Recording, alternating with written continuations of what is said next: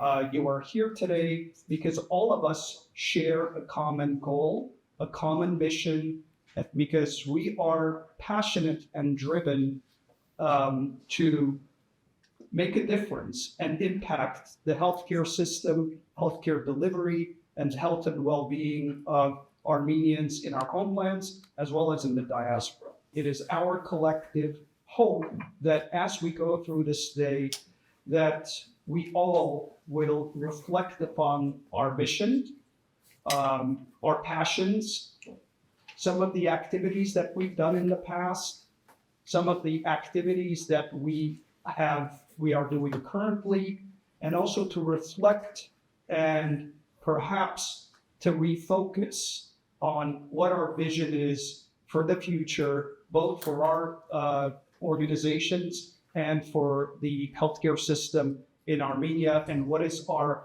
collective role in that in our aspirations.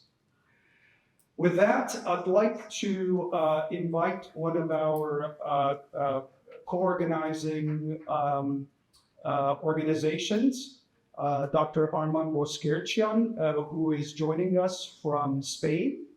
Dr. Arman Boskirchian is the co-founder of the Hanar Foundation, an organization that in the last 5 years or so has really done a tremendous amount of work, inspirational, scientific approach, data-driven, and we're very proud to have Arman here in Los Angeles. With that, Arman, please, I'd like to invite you to give your opening remarks.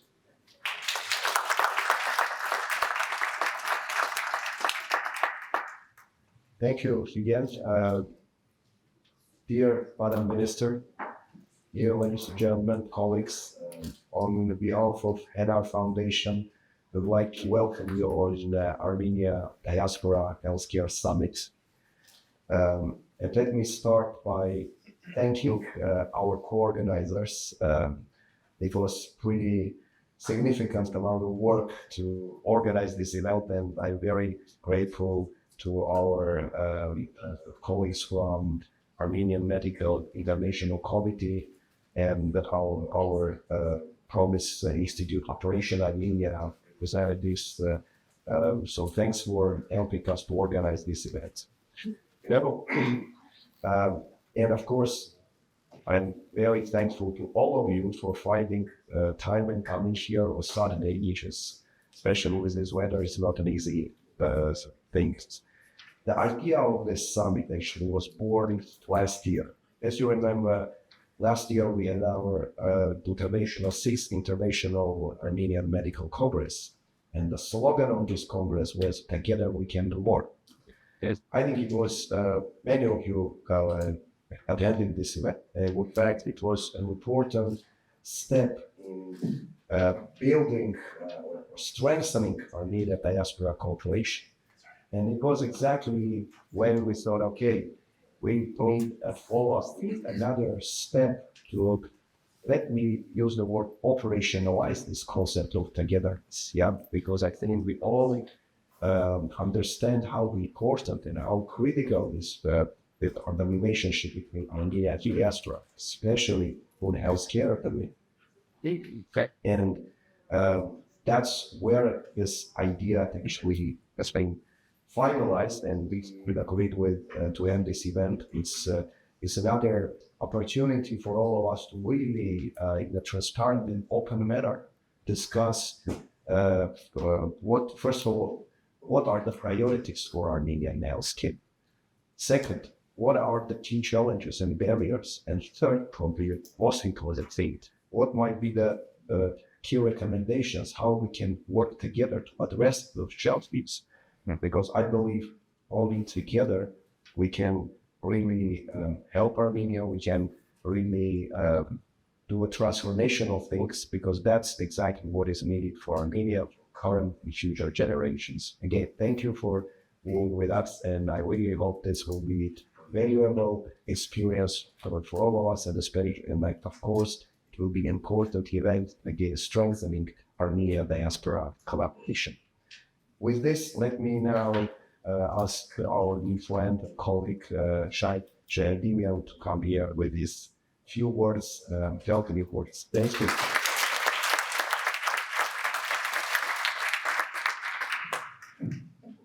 I'll bring this way down. Okay.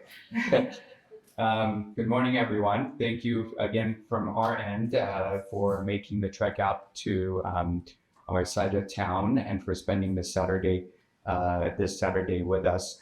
I'd like to welcome everyone to our campus on behalf of Operation Armenia, specifically on behalf of myself and the co-director of Operation Armenia, Dorian, as well as our program manager, Sevan, who has spent a lot of time and effort into organizing today's event. So thank you very much for doing that. Slide here I wanted to pick up. In the meantime, let me say there's very few times that I disagree with Armand, but in fact, the idea for such a conference had started before last year, several years ago in 2020, actually. Right around this time, March 1st was supposed to be the first Armenia-Diaspora conference that the Promise Armenian Institute was to host here at UCLA. And unfortunately, we all know what happened in March of 2020, and at the last minute, that conference was canceled and the minister felt was unable to attend. But we're very fortunate and grateful that we have been able to recreate that and reinforce everything that we talked about at the conference this past summer. And thank you, Minister Albanesian, for making the long trip to come in and see us. So I'm a surgeon. I like the word operation. I really can use that a lot today here at Operation Armenia. And Armand just talked about operationalizing some of the things that we've been talking about. So yesterday, and bear with me because I haven't really thought this through completely, but as I was thinking about how to welcome everyone and how to set the stage, I came across, in fact, this concept that's called operations research. And it says that operations research is an analytic method of problem solving and decision making that is useful for the management of organizations. And I see ourselves as an organization. We're a group of people that have come together with a purpose. Sometimes it's not a well-defined purpose, but there is a purpose there. And we are different people that are coming together for a similar cause. In operation research, problems are broken down into basic components and then solved in defined steps. And when I look at the agenda today, it's exactly what we're hoping to do. We're going to break down the problems in healthcare and then Armenia-Diaspora engagement. We will hear later the minister present some of the major themes, the burden, the issues in healthcare, and then some ideas about what we need to do next. So those are the broken down components, and then some thoughts from the diaspora about what the issues are, where the basic Legos or building blocks are. And then hopefully this afternoon we can come together and think about how we're going to make decisions and solve these in a defined way. But what's also interesting about operations research is how it came together. And I don't know if you guys have seen the slides or these pictures of these airplanes. This is from World War II, when the Army, US Army, was not doing that well in terms of the new technology of using airplanes during war. And they had studied the planes, and the red dots are where they were hit by bullets and were coming back. And ultimately, they sent this picture to this entity called the SRG at Columbia University Statistical Research Group, and they couldn't reinforce the whole plane. So they had to pick only certain areas where they could put more metal so that it would be more bulletproof. They couldn't do it for the whole thing. So they hoped that this group would be able to find the most optimal place to put the bullets to protect it from more of these red dots. And there was a statistician or a mathematician called Abraham Wald who challenged the Army and said, "You're doing this all wrong. I don't want to see the airplanes that came back and study where the red dots are. I want you guys to go out and look at the airplanes that never made it back, and I want to know where they got hit." And then he came out with a totally different map that has the purple ovals that you see on the right side of this slide. So what I hope today is that we all think about these discussions the same way that the mathematicians at Columbia University did, And by the way, this, along with the development of the radar technology, has been credited for why the West did better in World War II and why the U.S. prevailed. So to me, when I look at this slide, it's an absolutely perfect analogy and comparison of our Armenia diaspora engagements and how we approach healthcare issues in my mind. The red dots are what we have been doing. It's the missions. It's the sending of supplies to Armenia. It's the short-term trips that are not necessarily sustainable. Yeah, we can spend a lot of time on optimizing those. And yes, if we put more bulletproof metal on those, the missions will be slightly more effective. But that's not where the bang for the buck is. That's not where the return on investment is. The return on investment is where the oval and circles in purple are on the right side. So hopefully today we can unearth those airplanes that crash. We can identify those areas where the oval circles or the purple ovals need to be, and we can focus our time and effort so that we can figure out how to make that part of healthcare or health system strengthening in Armenia stronger. It's really an honor and a privilege to be here. I'm so glad to see all of you in the same room, different generations, different specializations, but all of us are here to put some effort and bring new vision for the better cooperation of Armenia and diaspora. Sean, I'm a lawyer, and there are two types of lawyers. There are lawyers who know why you can't solve the problem, and they know everything how to not solve the problem.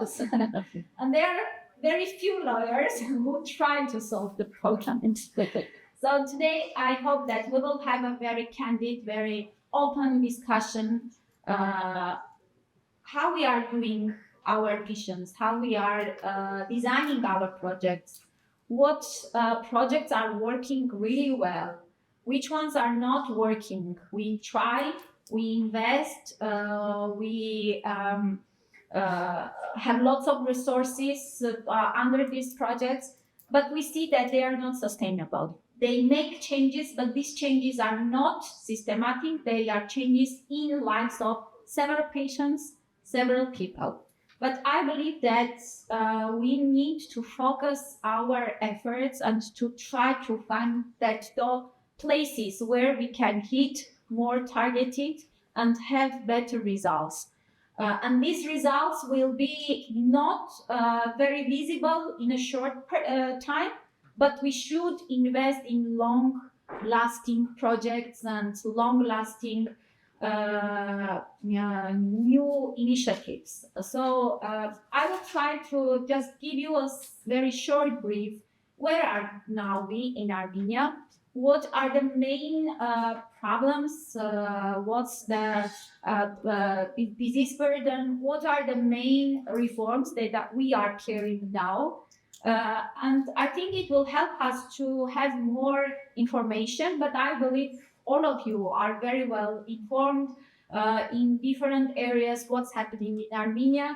And yesterday I was also told that the first thing to do in the morning, even here, to see what's happening in Armenia. So we know it, that all of you are living also having Armenia in your hearts, and it's not irrelevant for you what's happening.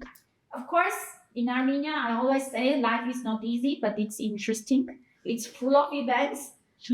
Unfortunately, with bad events, with good events, but we are very positive, and we see that going through very difficult times and turbulent times, not only Armenia, but the world overall, we will get to a better place. And I sincerely believe it.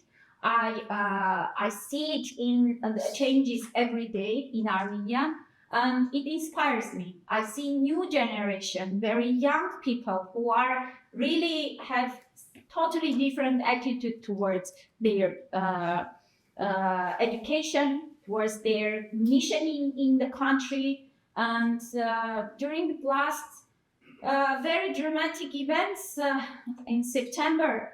I have lived the most beautiful experience out of the worst situation that could happen with us, and how our nation could become one heart and one soul, and to absorb and to give a big hug to people who lost their everything, but they are now feeling and healing because of this love, because of this care, because of this enormous positive attitude that we are all one, and we cannot be happy when our compatriot is in danger or is in trouble. So let's go. The burden of disease. We, of course, the majority of problems are in NCDs, and as you can see that Armenia is a middle-income country, and we face mostly in NCDs cardiovascular diseases, cancer, and diabetes. These are the three diseases that are for to blame 80% of our disease burden. Not 80, but more than half of disease burden. Of course, during last 3 years, happily, we see that we have the decrease in mortality, and we have increase in detection, in early detection, in all three of these areas. And we are happy that the projects, the state-funded projects, which started in 2019 and are getting more and more and involving more and more stakeholders, they are already giving very important outcomes. We are happy that in three very important indicators, which are telling about the country, what's the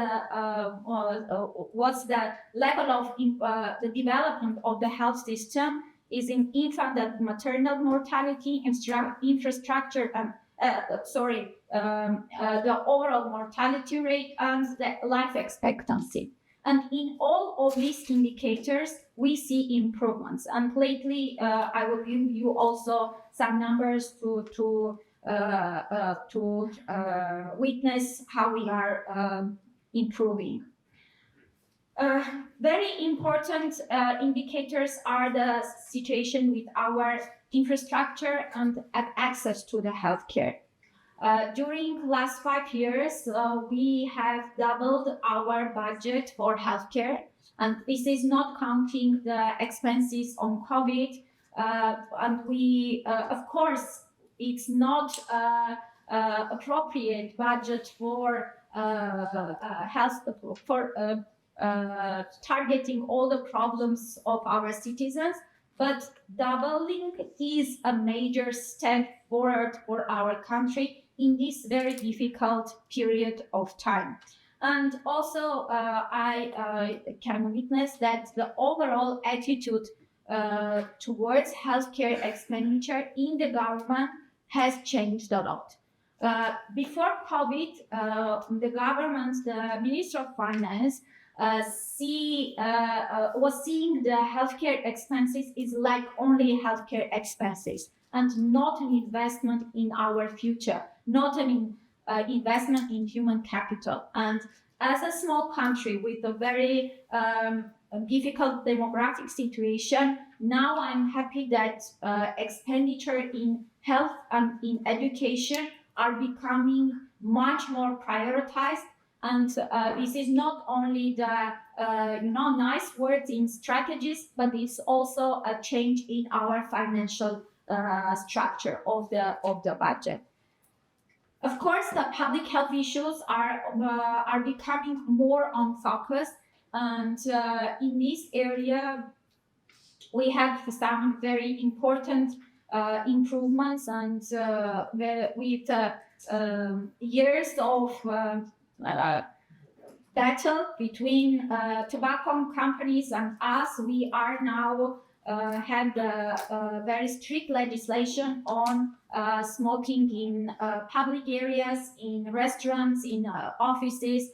And of course, we have that yet difficulties to comply with these all legal acts, but we must try to bypass the laws, unfortunately, and are very creative in these areas.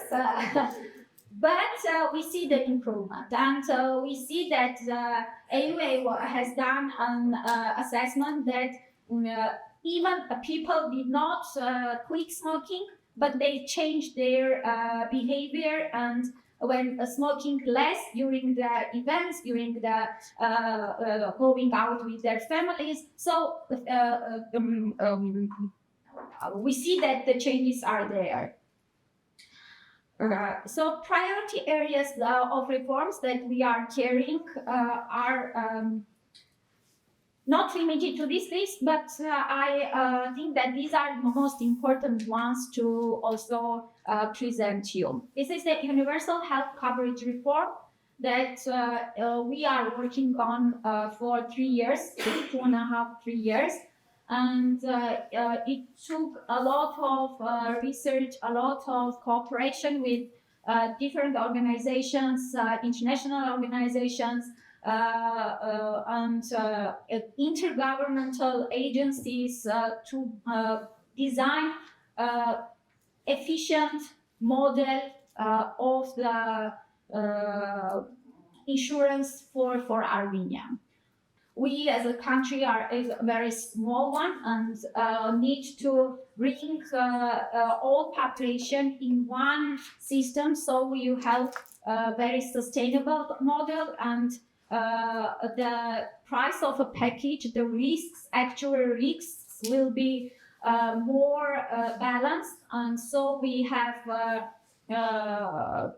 also have an expertise opinion from WHO, from Global Health, from also Global Fund, and all are agreed that for Armenia, starting with this reform, is good to have a single payer system and have a basic package covered by everyone, mandatory for everyone, and the state will cover the expenses for children, for elderly people after 65 years, and for people with in a vulnerable situation, for example, having handicap issues or things like that. So it will start in 2025. We are now in an implementing status.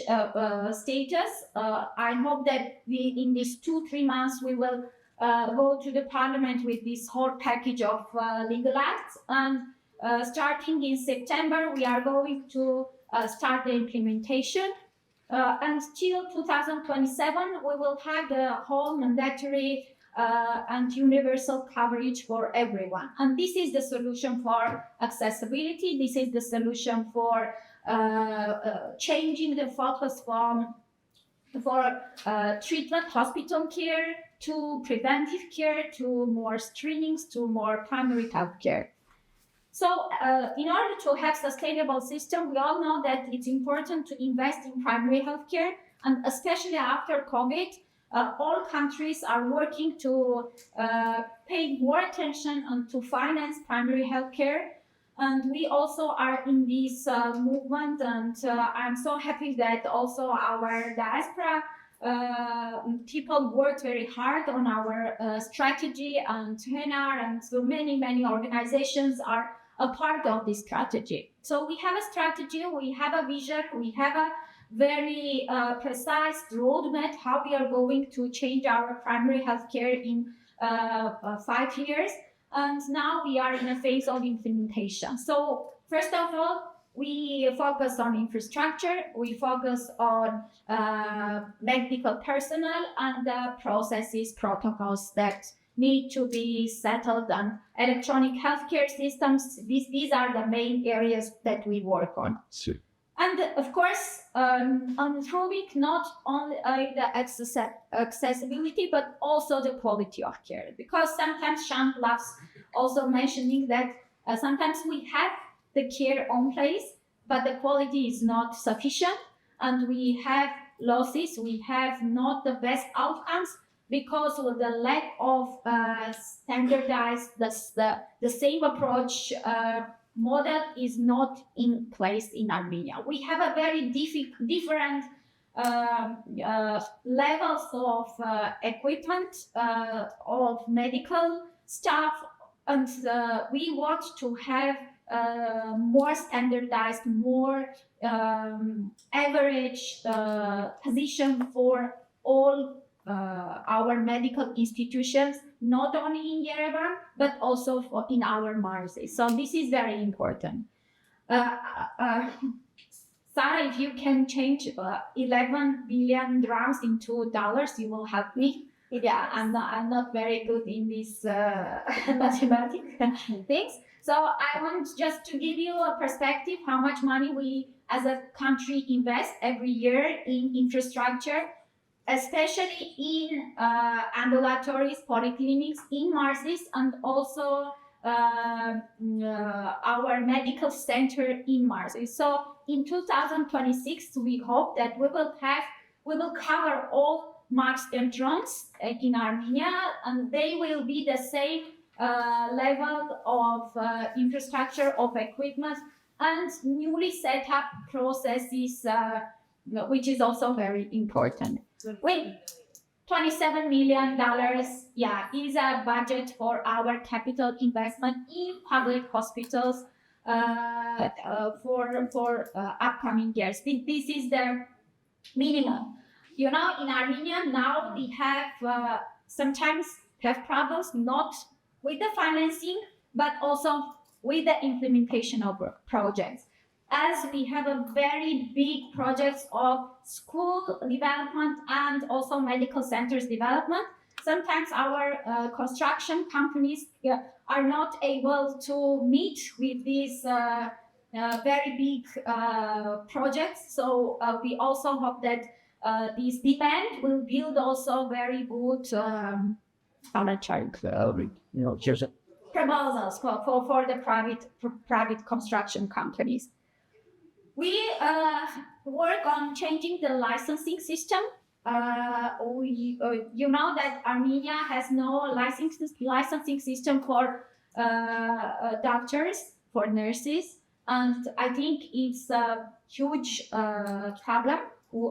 In 2023, we have implemented the system of accreditation for doctors with 5 years SME courses to be completed. And now we are going to have the licensing system for doctors, also every 5 years. We will start with doctors who are going to come after residency or ordinary firstly, and then we'll in 2-3 years we will cover all doctors and nurses. We have also revised the licensing criteria for the medical centers. You know, years ago when the public hospitals had a lot of lack of investments in infrastructure, in equipment, the licensing criteria were not very high. So they were very low, and average hospitals who are in Yerevan, they are above of this line, very much above.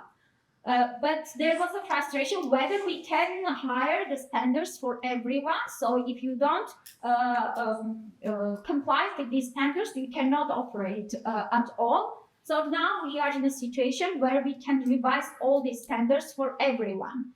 And we will upgrade the licensing criteria for medical centers, for primary healthcare system, And this will also to push us as a government and as a private sector to invest in their facilities in processes. We also have taken some criteria, political indicators, firstly to incentivize medical centers to come in this journey with us to implement the quality control mechanisms in their medical centers. But then when we will have the enough capacity, of course, we will go forward, and this is also going to become a mandatory type. Challenges, of course, budgetary resources, of course, the security matters, and we understand that we are always shifting from crisis management to reforms, but we are now very, shifting very quickly in this past time. So it's important not to lose this reform agenda every time that we have problems and security issues. So it's important to build these systematic changes, because this helps also to be more resilient, to have systems that work in a critical situation. And also in September, we have seen that all the investments that we have done in primary healthcare, in medical centers, in MARSIS, they have worked and helped us to manage this critical situation. So you see some numbers of causes of death for females, for males, and more than 52% of men in Armenia are smoking. This is a huge number, and we see that ischemic heart disease, stroke are the first two causes for them. And as I have said, because of the limited resources, we have always focused on treatment of very late cases, with very difficult cases. But now we are shifting more towards preventive and towards screenings and towards managing the chronic diseases and giving people more, for example, medicines to manage their chronic conditions, so they will not have stroke or other issues. Armenia's life expectancy, you see that we are doing quite well in our region, and this data is for 2019. All countries had, of course, worse statistics after 2021 and 22, and Armenia also, because of Azerbaijan, because of the war, they had also these excess mortality cases. These are also for 2022, the last one, and the trend is going lower. In 2023, we are counting for 3 years, as our population is small, is 11 promils. So we are going down every year, and it's a huge improvement, and we should work on this. Because for us, health issues are very, very important. But of course, Armenia is yet the country with very high out-of-pocket expenses, and these factors are making our system more inefficient, more expensive, and we spend money on mostly on diagnosis, on hospital care, and we want to change it with the universal health coverage that we are very eager to adopt. And as I've said, the expenditure that we have is not showing better indicators, better healthcare outcomes. If you compare with Georgia, with Kazakhstan or other countries, they are now they have already adopted universal health coverage packages, different sizes years ago, and they have more efficient budgetary and financial systems for these outcomes. And of course, I cannot cover. I want to give you also the overall understanding of how are the things with the healthcare system and how we have put to meet the very important needs of our compatriots who were forcefully put out of the Artsakh, and what we have done to bring them, to give them the first aid, to give them the very needed hospital care at first, because there were many people who had a lack of accessibility in Artsakh because of the blockade. And we had a huge explosion, which was the last very, big hit on us, and we were able to also, with your help, to organize some patients came to US, other countries to get a very important treatment. Now all of them are back home. We had only one person who died in Italy, but thankfully others came back home. Now they are also getting the recovery services in Armenia. So more than 70,000 people are already registered in our primary care clinics. We have tried to not to wait until they come to the primary healthcare units, but we have organized medical teams, mobile teams, who went to them. They made the very first checkups. They provide with first aid packages, their medicines, hygiene items, and other needs, and also tried to have the first data of their medical records, because many of them didn't have any papers with them. So these numbers we had almost in 2-3 months with 70,000 registered people, and now they are in the system. So it's getting easier to organize their healthcare services, because they have already their doctors, family doctors, therapists, and pediatricians who are organizing immunization, who are referring to them to hospital care. We have 374 births in this time period, and it's so exciting that many families from Karabakh, they are very big families. They have 6, 7, 8 children in the families. And when you look at them, they are so beautiful, vibrant, and active, and amazing children.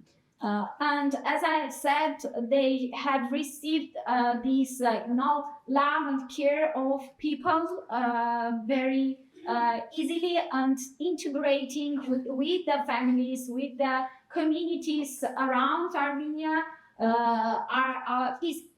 is much more easier than we were expecting, and people were very open to open for them their small communities, rural places, also in Yerevan, in different markets.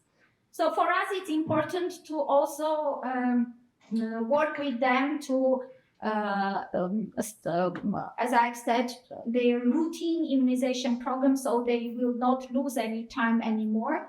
And mental health issues, I can say that the need is huge, and we cannot meet everyone's need, and we don't have as much specialists, we don't have as much resources.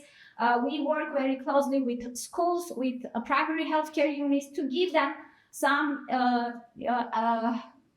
information and capacity to identify early the problems, and if there is any need to refer these children to more specialists. And of course, housing and employment is a very important areas which also help them to, normalize their routine and to come also with mental health. It helps a lot. So now we are designing a 5-year project for housing of 102,000 people, and we will prioritize the groups of these people having children with disabilities, with different conditions. And in 5 years, we will give them opportunity to acquire a house, an apartment, and before this, the government will continue to pay their rentals for this time. So this is a huge burden on a budget, on Armenian society's budget, but everyone is, of course, understanding the situation, and we see that we need to do everything so they stay in Armenia, so they can, their potential of human resources will be used in Armenia, and they are very important for us.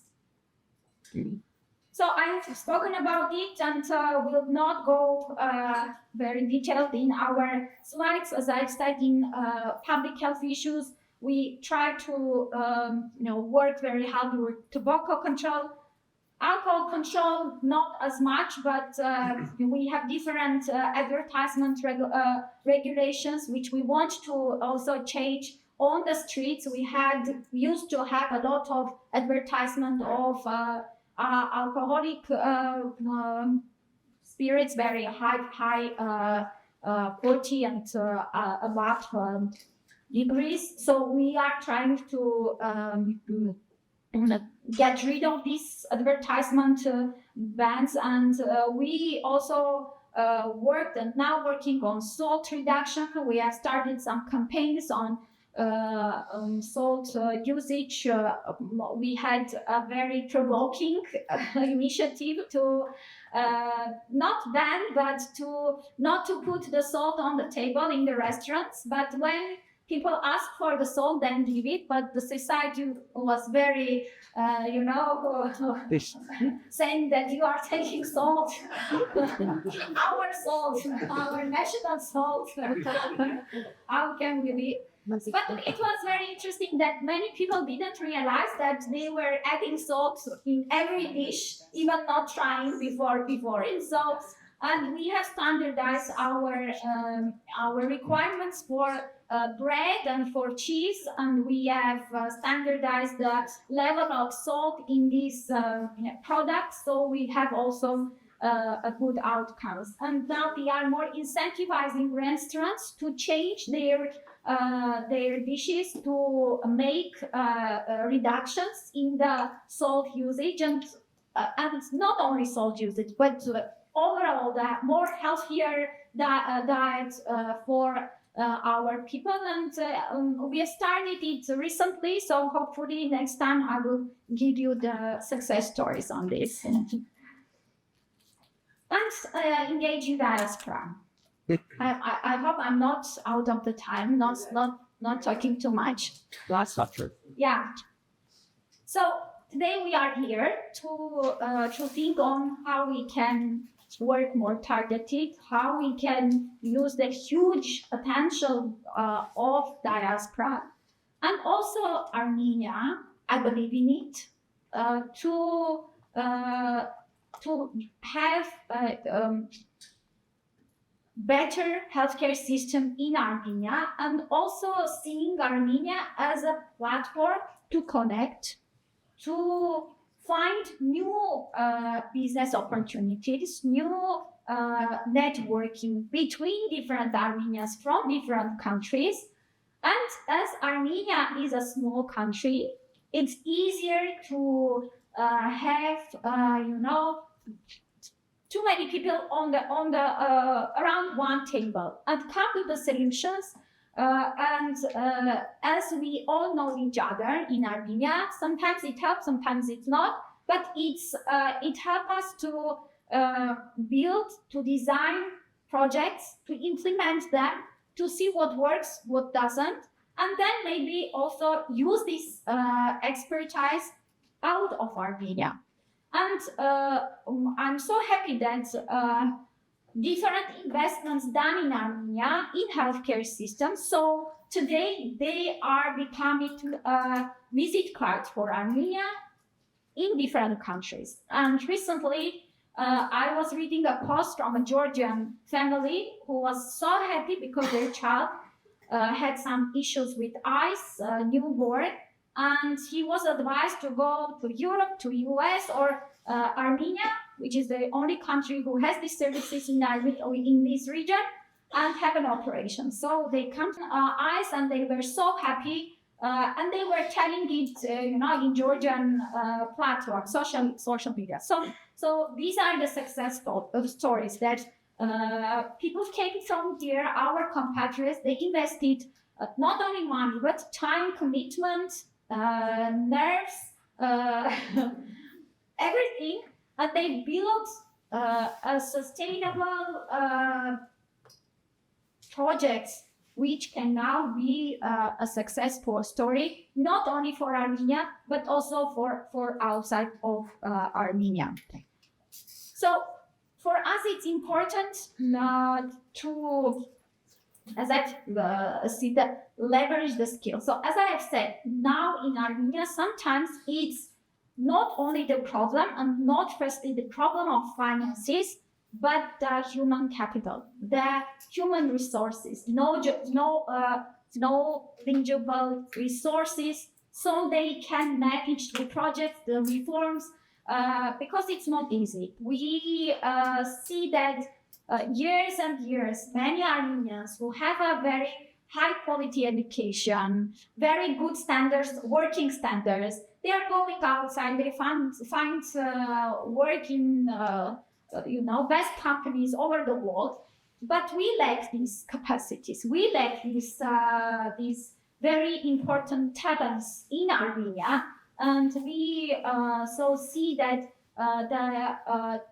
sometimes the knowledge, the expertise, and the capacity, human resource capacity, is much more needed in Armenia now than finances or humanitarian aid or something else. I know that this is not easy. It's not easy to commit for a long period of time. It's not easy to, find working ethics are very different from country to country. Sometimes people don't understand each other. Armenians in Armenia, but all these are true, and we have difficulties to communicate. We need to be very honest. Sometimes we have a very high expectations. We want things to happen very fast. We want projects to succeed, from the first time. But as we all know, not in Armenia, but everywhere, change is not very easy. People want that everything changes, but nothing is changed in the period when they leave. So they want that everything will be ready and without any inconveniences. So for us, it's important today to tackle the projects that are working. And for example, in education, I'm so happy that last week we have the launch of residency program, and this is one very recent success story that we have started, and it was not easy to bring Ministry of Education, different schools, medical schools, our ministry, UCLA, different organizations, but we have succeeded. It went firstly not easy, but now we are very happy that we have the first cohort and very bright, very nice ladies, only ladies, pediatricians, who will change, their system, who will go to Mars, who will change the perspective and the work ethics. And this is everything that I wanted to share. I'm open to your question, to your remarks. and to also learn about your projects. I know that here we have lots of people who are engaged in different projects for 30 years, who are very new, who are, different generations. And so I will be here for whole day. I will be happy to share these days with you. So thank you so much.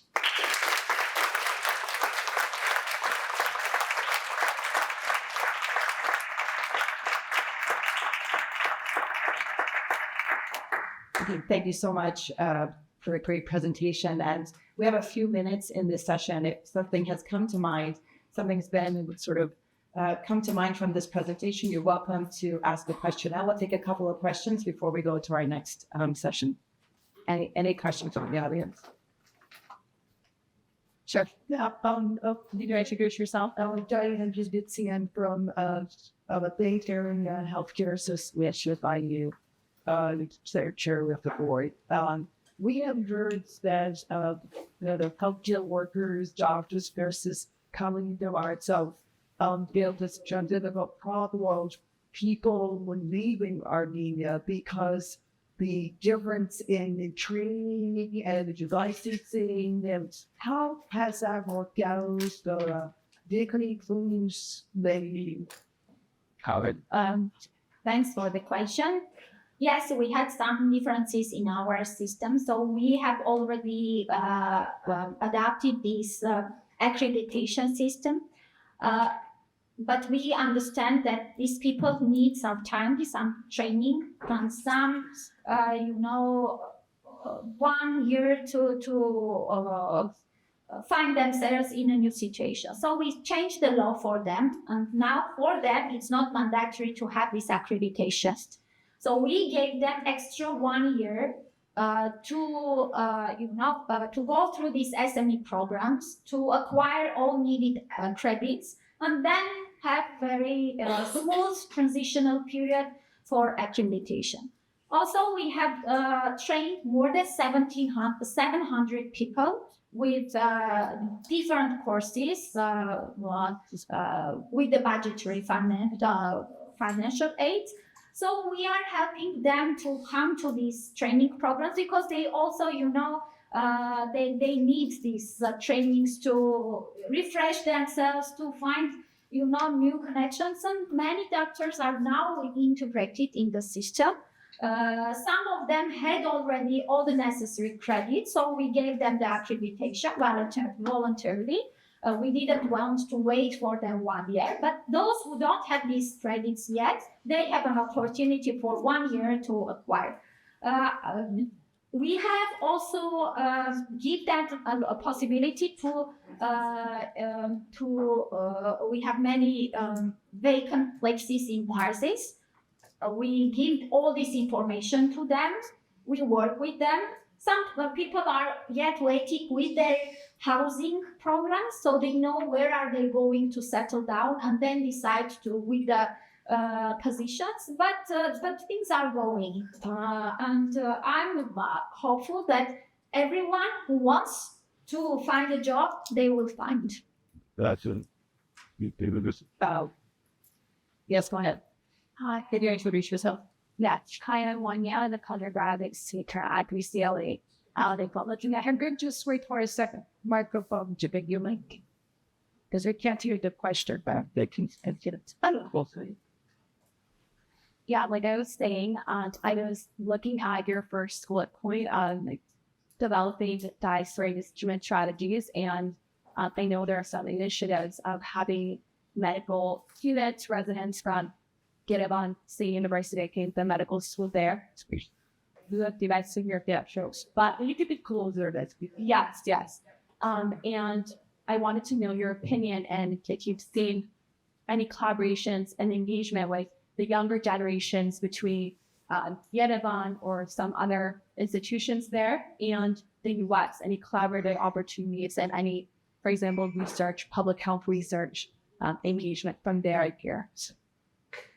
So See, the e-boards program, maybe you have heard about it. It's a project that gives an opportunity to come to Yerevan and to have a job for 1 year and to be integrated in different governmental organizations.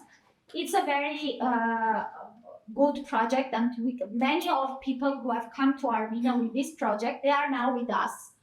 After this 1 year. Of course, this is a long period. 1 year is a long period to commit to come. But we need also today to find ways to have an opportunity for short-term visits, not only visits, but to build some research programs or some programs that gives opportunity also to be involved from here, not necessarily come to Armenia. For example, some work that we are doing in public health, research and policy designing and helping with materials. So there are lots of opportunities, but we lack, more organizational part of this work to be done. So how you find these projects, how you apply to them, how you come, how you find the people that you can work with. So this is the lack that I can mention. Yeah, no, that's absolutely. Victor Alexander, sociology professor at UCLA.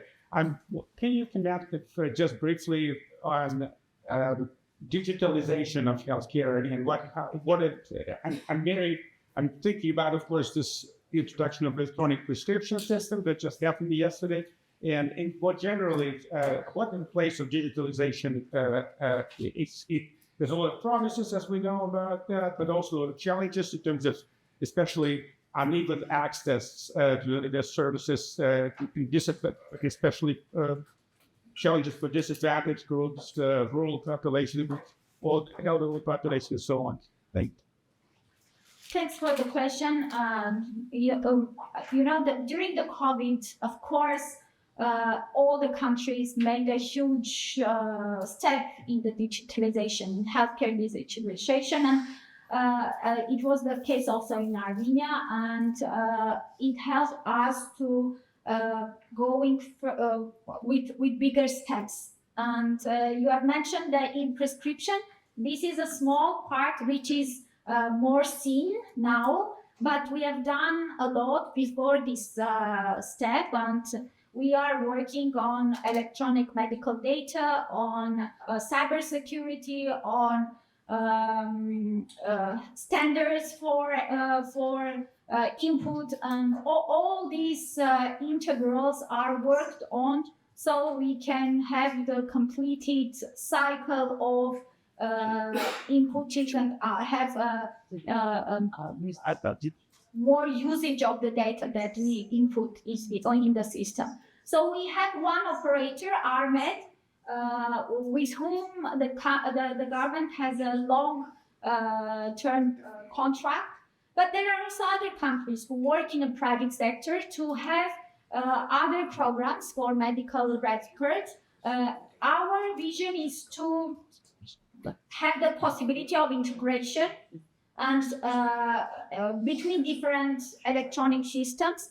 And we have passed a very big legislation on digital health. And we are now having all these clauses in our laws that all medical centers need to be connected to this central system, and they need to share the data, and they can use the platform that we provide, or they can have their electronic system, which should be integrated with ours. So this is very important. So, but of course, access to tablets, to different equipment is important, and we are always renewing the infrastructure. This year we will help for Mars is to acquire some new laptops, because 3 years ago was the last quantity that the government gave them. So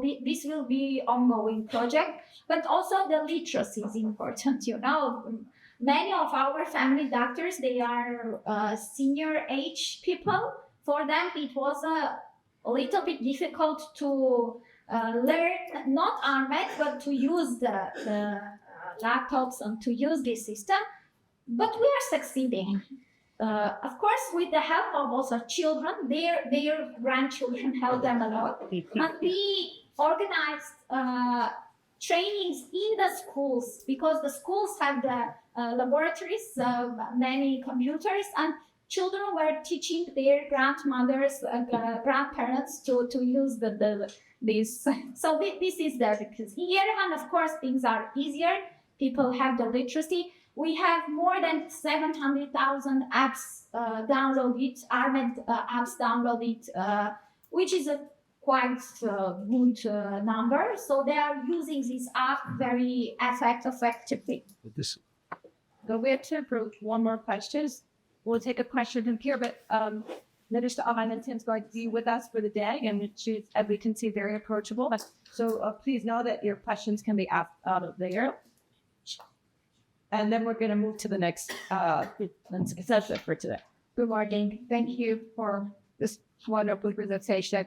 My name is Romano Marcari, and I represent a Dutch Health Landale, and we're the recipients of about 10,000 admissions at the hospital. Those Armenians, 10,000 hospitalization, 3,000 cardiac work, and probably 4,000 surgeries. And this is really those chronic diseases that we inherit, mostly the Armenians. And I see a lot of chronic disease management conversations that we plug and we try to kind of address. But I feel like preventative care is also front and center, I'm sure. But how do we adopt potentially a model that's been proven in preventative care that could help to do early intervention and be more of a standard, and as I said, very focused approach at the proven model like the DUSL, or similar. But that could be, moving away from disease management to prevention. I think how do we address that? I'm sure government has already, been addressing, but how can be taught? Thank you. Thanks for the question. Of course, we, as I also mentioned, want to refocus not only our attention, but also financial resources to primary healthcare sector. And that's why more and more we are initiating new projects, not in the hospital care, but in primary healthcare. For example, last year, we have increased the salaries of primary healthcare doctors and not hospital care doctors. We have started with primary healthcare, and we have increased their salaries on the bonus system, with the bonus system. So if they have better, chronic diseases management records, more contact, more visits, less referrals, they have better salaries. The other part is the training of family doctors. It's important to admit that we have a very important need to refresh their knowledge, their not only knowledge, but also their capacity to address these issues. We have started several screening programs. One of them is the mammographic screening program, which is a mobile small clinic mammograph. We went through 3 markets: Tavush, Tavush, Lori, Sunik, and now it's in Shirak. And also the screening of hypertension and diabetes. We also increased the package for reimbursement for medicines for chronic diseases. Or for example, people who have the 3rd level of disability, they didn't have access for full reimbursement. So from 2023, they also get the 100% reimbursement for their medicines. So these are the current projects that we are doing. But we believe that universal health coverage will help us to have this right contribution of services, and will change the focus to preventive care to screenings. But I can understand why people don't go to primary healthcare, because they don't know if they have some problem, then what to do with this problem. If you don't have a solution, you don't give them screening program. So they know that they have this disease, so it will not help them even worse. So it's important to build that the pathway of the patient is full, and you don't have disruptions in the system and in the services. So now with our current system, we pay for stroke, for example, for everyone, but we don't give medicine for, hypertension control or other problems. This is not right, but we cannot cut the stroke project because it saves lives. But we need extra money to invest in this place. So this is the pathway, and also our behaviors. We have a lot of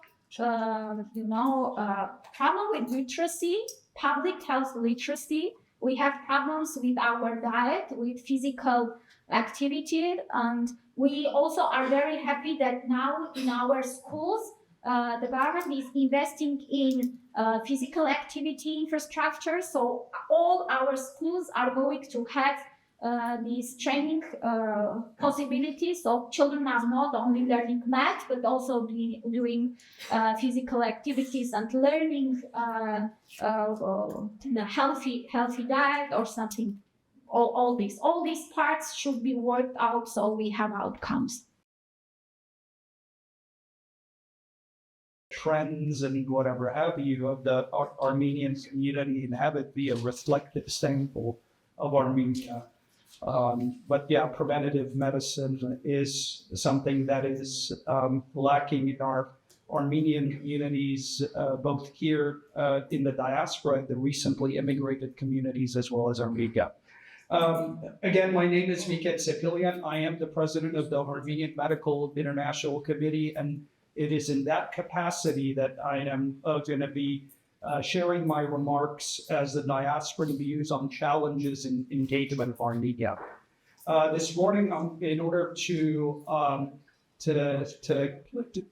lend credibility to my remarks, I'm going to give a little history of what AMIC is, some of its mission, some of its experiences through the years. We'll focus on some of the recent experiences that we've had in closely collaborating with the recent Ministry of Health.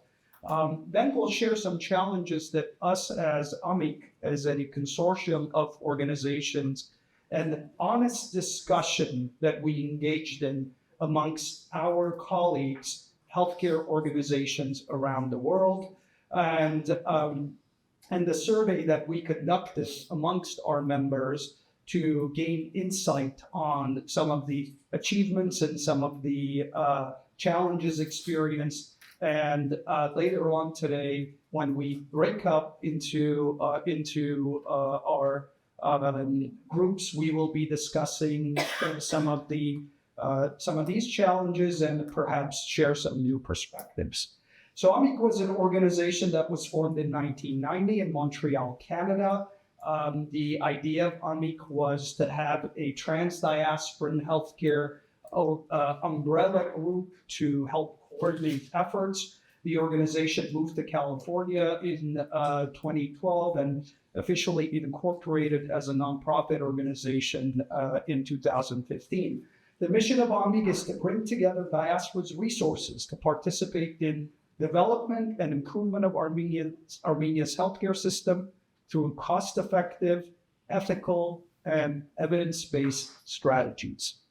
So through the years, our purpose has evolved with various aspects of changes within the diaspora.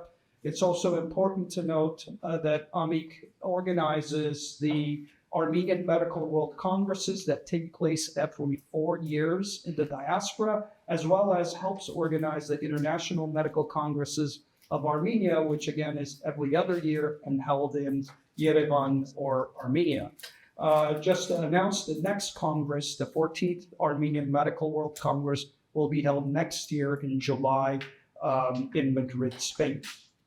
AMIC affiliate organizations or member organizations are throughout diasporic hubs. The list is here. It is throughout Europe, in the Middle East, in North America, Canada, East Coast, West Coast, South America, and Moscow. So it is a pretty AMIC has a pretty wide umbrella over various diasporic organizations throughout the world. And through its history, AMIC has had limited effectiveness in responding in a humanitarian capacity. As has been the needs for Armenia, as Armenia has emerged after the collapse of the Soviet Union, as Armenia has become an independent nation. AMIC through the years had representation in the Ministry of Health and has been there through various transitions, both in Armenia and in the diaspora. As we mentioned here, we organize the various congresses. We also we maintain regular contact and communication within its member organizations and other affiliate organizations and individuals who have an interest and a capability to contribute to the healthcare system. And we also maintain a voluntary database of healthcare projects that are taking place in Armenia. Recent history of AMIC, we could say that we worked very closely with various institutions and entities in Armenia. COVID-19 brought us together in a very urgent way. In March 2020, as Sean said, as we were getting ready to organize a summit, instead we all were trying to figure out download Zoom and purchase the version that doesn't kick you out after 30 minutes, so that we can all get our heads together and see what is going on in the world as the pandemic was sweeping across the globe. We studied what the immediate needs are. There were many unanswered questions. With Minister Avanesian last night, we were talking on TV. It was a very uncertain times. We came together, put our heads together to learn what are we doing here. There was a lot of unknowns, but we did whatever we could. Now, I put some pictures here in the initial days. Even before the world shut down, we were able to respond and secure some PPEs that were sent to Armenia.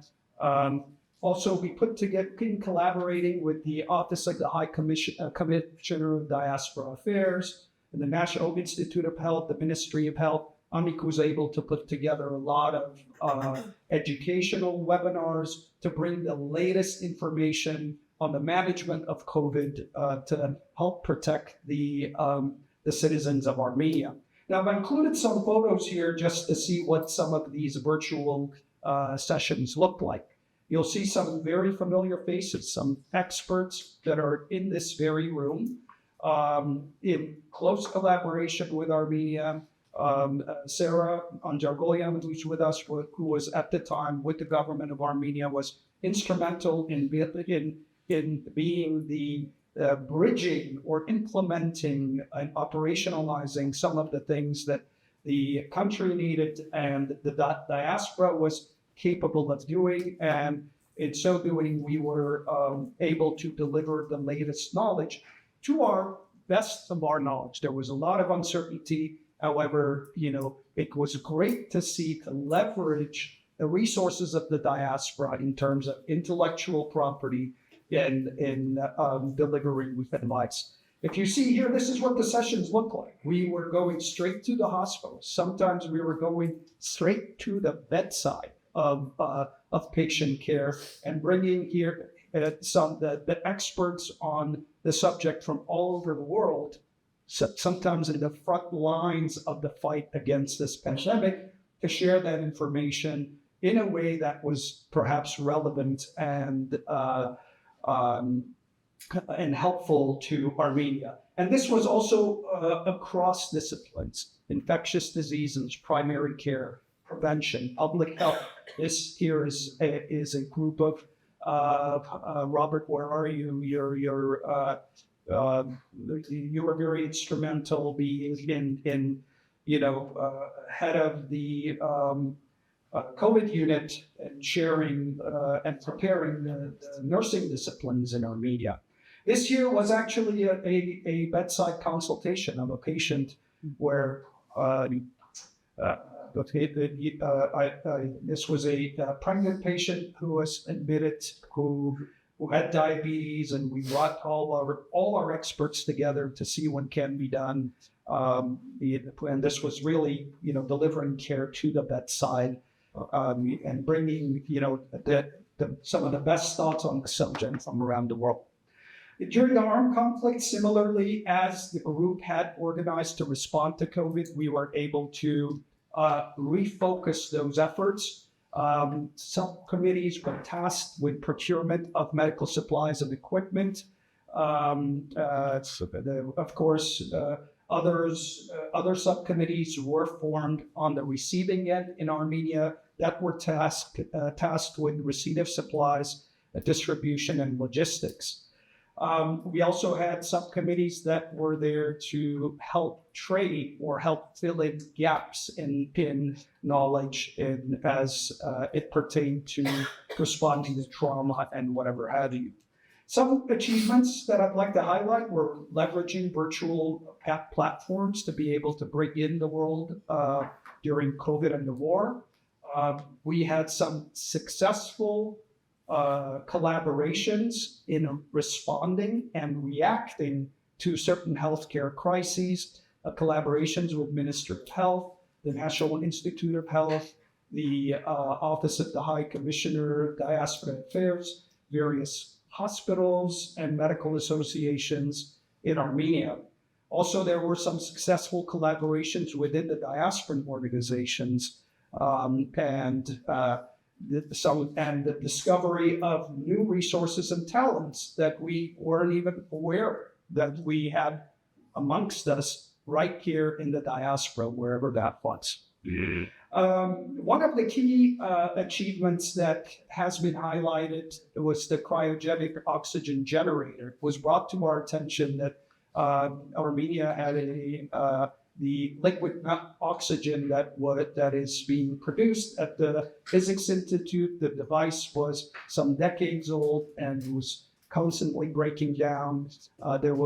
Oxygen was being imported from Georgia. Oxygen, the basic element of life, still delivered to Armenia, paid for by various groups in the United States, well, not also in Russia, I should say, Razumafar.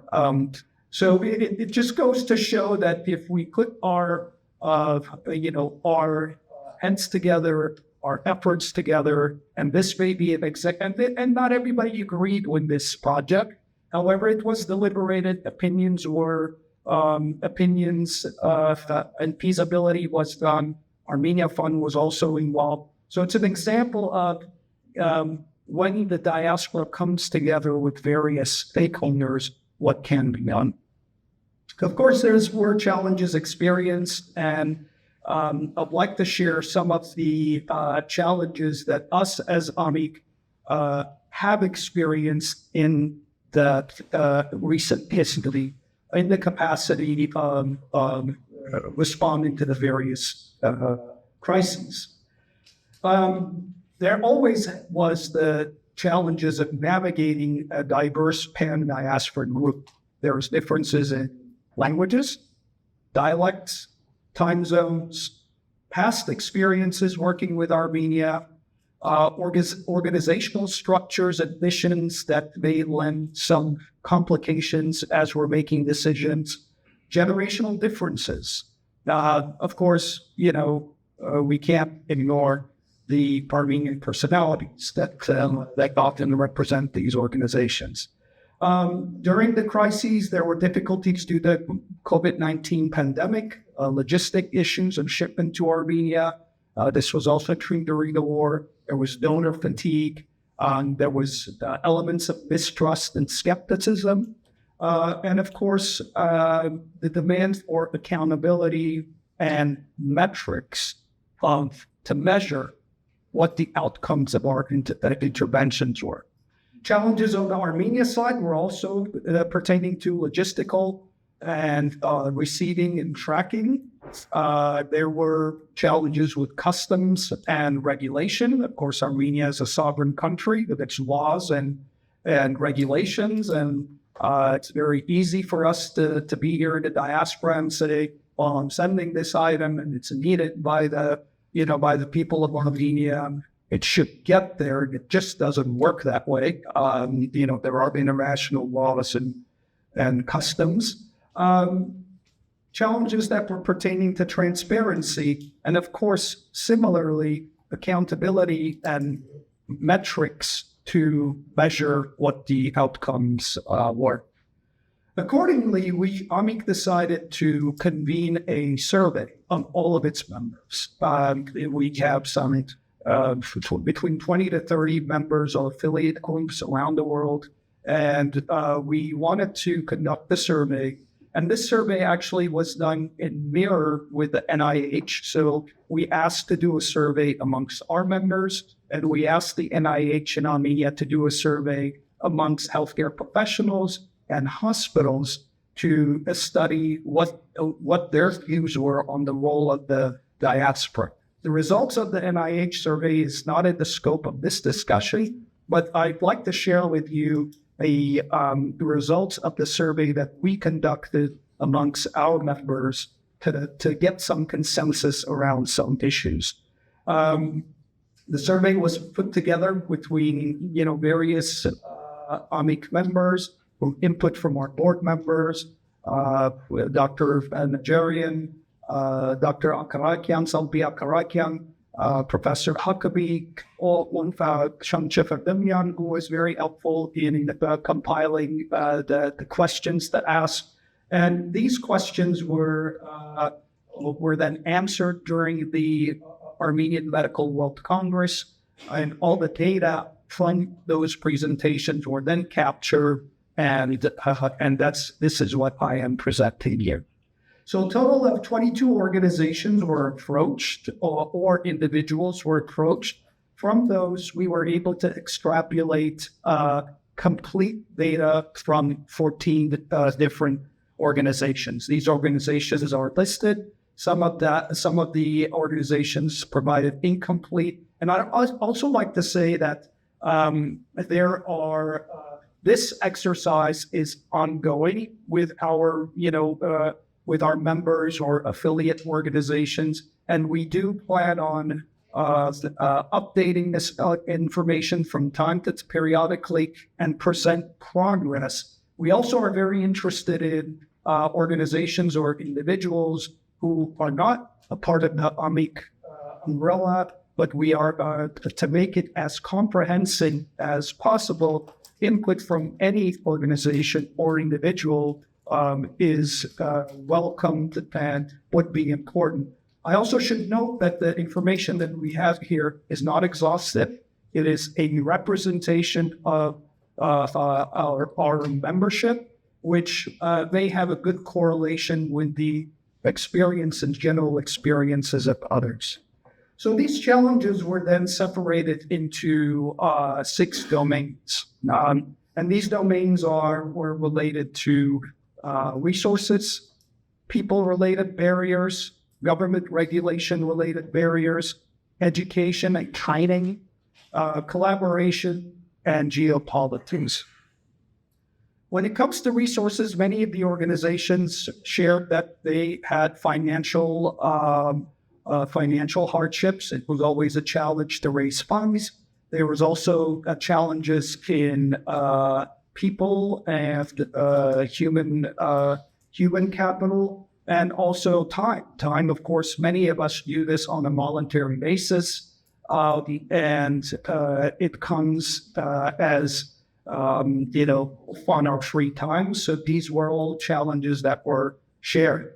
On the people side, there was there were concerns with confidence, there was concerns with trust, concerns with recruitment of volunteers, reliability of volunteers, ethical, unhealthy competition. Of course, there could always be healthy competition, but lack of motivation, lack of personnel, donor fatigue, and also cultural and language differences. On the government side, of course, there were concerns with standards, the need to travel, customs, other regulations, and the repeated emergency crises that, of course, it's not in our hands that we've had to face with, which, as Minister Avandisyan said, as we're getting ready to put some protocols in place, then we're hit with another crisis, which may knock us off course and switch our attention to crisis management instead of having a roadmap, a proactive roadmap towards approaching healthcare. Of course, education, there were questions on what are the roles of each institution, gaps in education and training between the diasporan and homeland professionals, lack of certain tools or equipment that the diaspora may be used to, disagreements in treatment, disagreements in management, and also challenges in having physician buy-in from the Armenia side as well as on the diaspora side. Collaboration is also one of the challenges, collectivism versus individualism, aligning goals and objectives, a needs-based scientific approach. This is something that I can attest to insofar as trying to steer a group to take an approach that is truly collaborating on a needs-based scientific approach. And of course, most importantly, making sure that we're measuring our outcomes. We're collaborating, we're spinning out our wheels. What difference have we made truly, and what are the metrics that we're using? So questions for discussion as a result of these barriers, which are some of the questions that we are going to be asking and discussing throughout the day. These are determining the consequences of these barriers if we're not to address them. What are the possible intervention and actions that can be taken? Determine the parties who will be working collectively towards alleviating some of these challenges. And what is the timeline for this? And what are the lessons that we have learned, and what can we do better? With that, I am going to end my talk. There are going to be opportunities to discuss these as we go on through the day and as we break in our groups. I'd like to also recognize that we have with us the Consul General of the Republic of Armenia, who just joined us a little while ago, of Consul Dr. Garin Israelian, who's here with his wife. Thank you for joining us. Dr. Israelian was gracious enough to host us yesterday at the Armenian Consulate. And thank you for being here and supporting, and thank you for being an advocate for allowing us to better partner with the government of Armenia-Diaspora. And thank you very much. If there are any questions, we will take them during throughout the day. And I believe we are right on time, or a little bit behind on time, and we will have a panel discussion to follow. First of all, welcome the Minnesota this night on the sun to Los Angeles and to this very important event. Actually, it's a little bit surprising. I haven't prepared anything to deliver, but I want to express the gratitude and the appreciation on behalf of the government of Armenia for all the efforts, for all the services that you have been carrying out throughout this last 30 or more years, basically after the independence, the regaining of independence of Armenia, and even before that. The assistance coming from medical professionals, from doctors, from the diaspora has always been very noted and very much appreciated and very useful. And as Minister has mentioned, use prestige, there are various of projects, various of success stories, which is making the backbone of Armenia stronger. And I would like to once again express my gratitude to all that you have been doing and that you are planning to do. And from the standpoint of the Consulate General of Armenia, I would like to express my confidence and readiness to give you any help or any assistance that we might need. So do not hesitate. We can contact with us. Anything that is related to Armenia and to the ties between Armenia and diaspora, we're here for that. Thank you. Again, thank you very much for your kind words. I wish you all the success for this remaining of the day here for the web and our live. Thank you very much once again. Thank you very much. And I'd like to thank you for really being open and receptive and welcoming us as we all work towards our mission.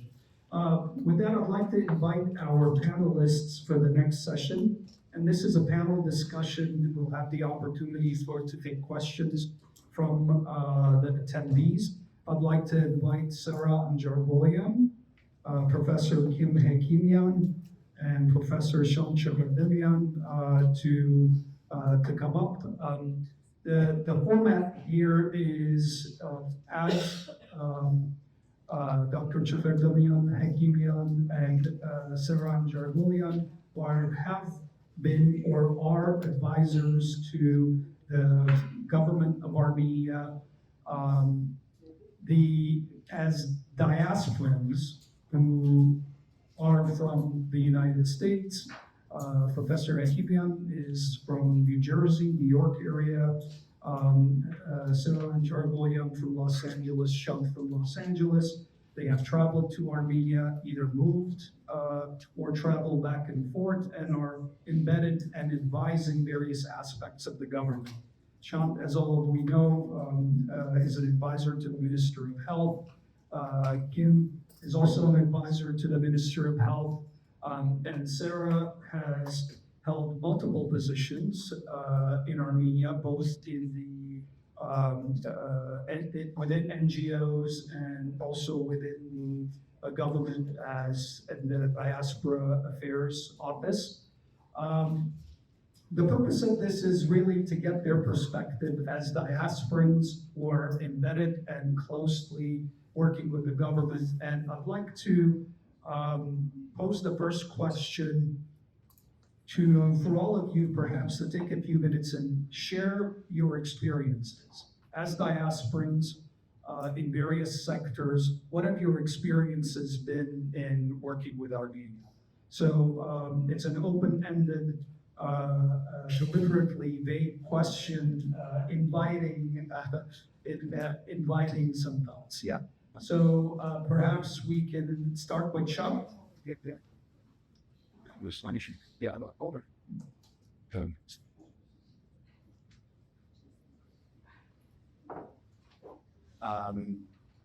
Question was, what are the experiences?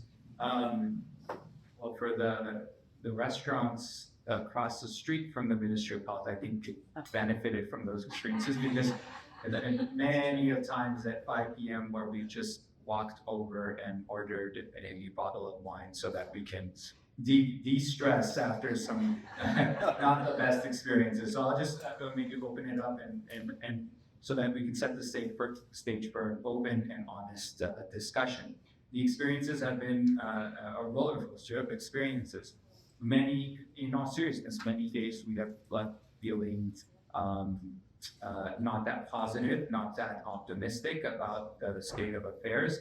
But then we have had small wins, small steps that have made us motivated or kept us motivated to continue being engaged, continue being the bridge between the diaspora and Armenia, and continue to hopefully make the first step towards making a cultural change so that diaspora and the capacities and resources of the diaspora are embedded in a different way within Armenia, not only the ministry, but even in the not-for-profit sector. That has been the case for the past 30 years. And to me, I think that's a very small step. We don't have much. We'll maybe talk about some of our successes, but it's not like if we looked at it objectively, we have huge accomplishments that we can be proud of. But I think all of us agree that the important thing is changing that culture and changing the direction of that boat by just 1 degree, because if we look then 30 years down the line, we will see that 1 degree took us to a very different end destination than in the direction that we are going now. Kim wants me to go next.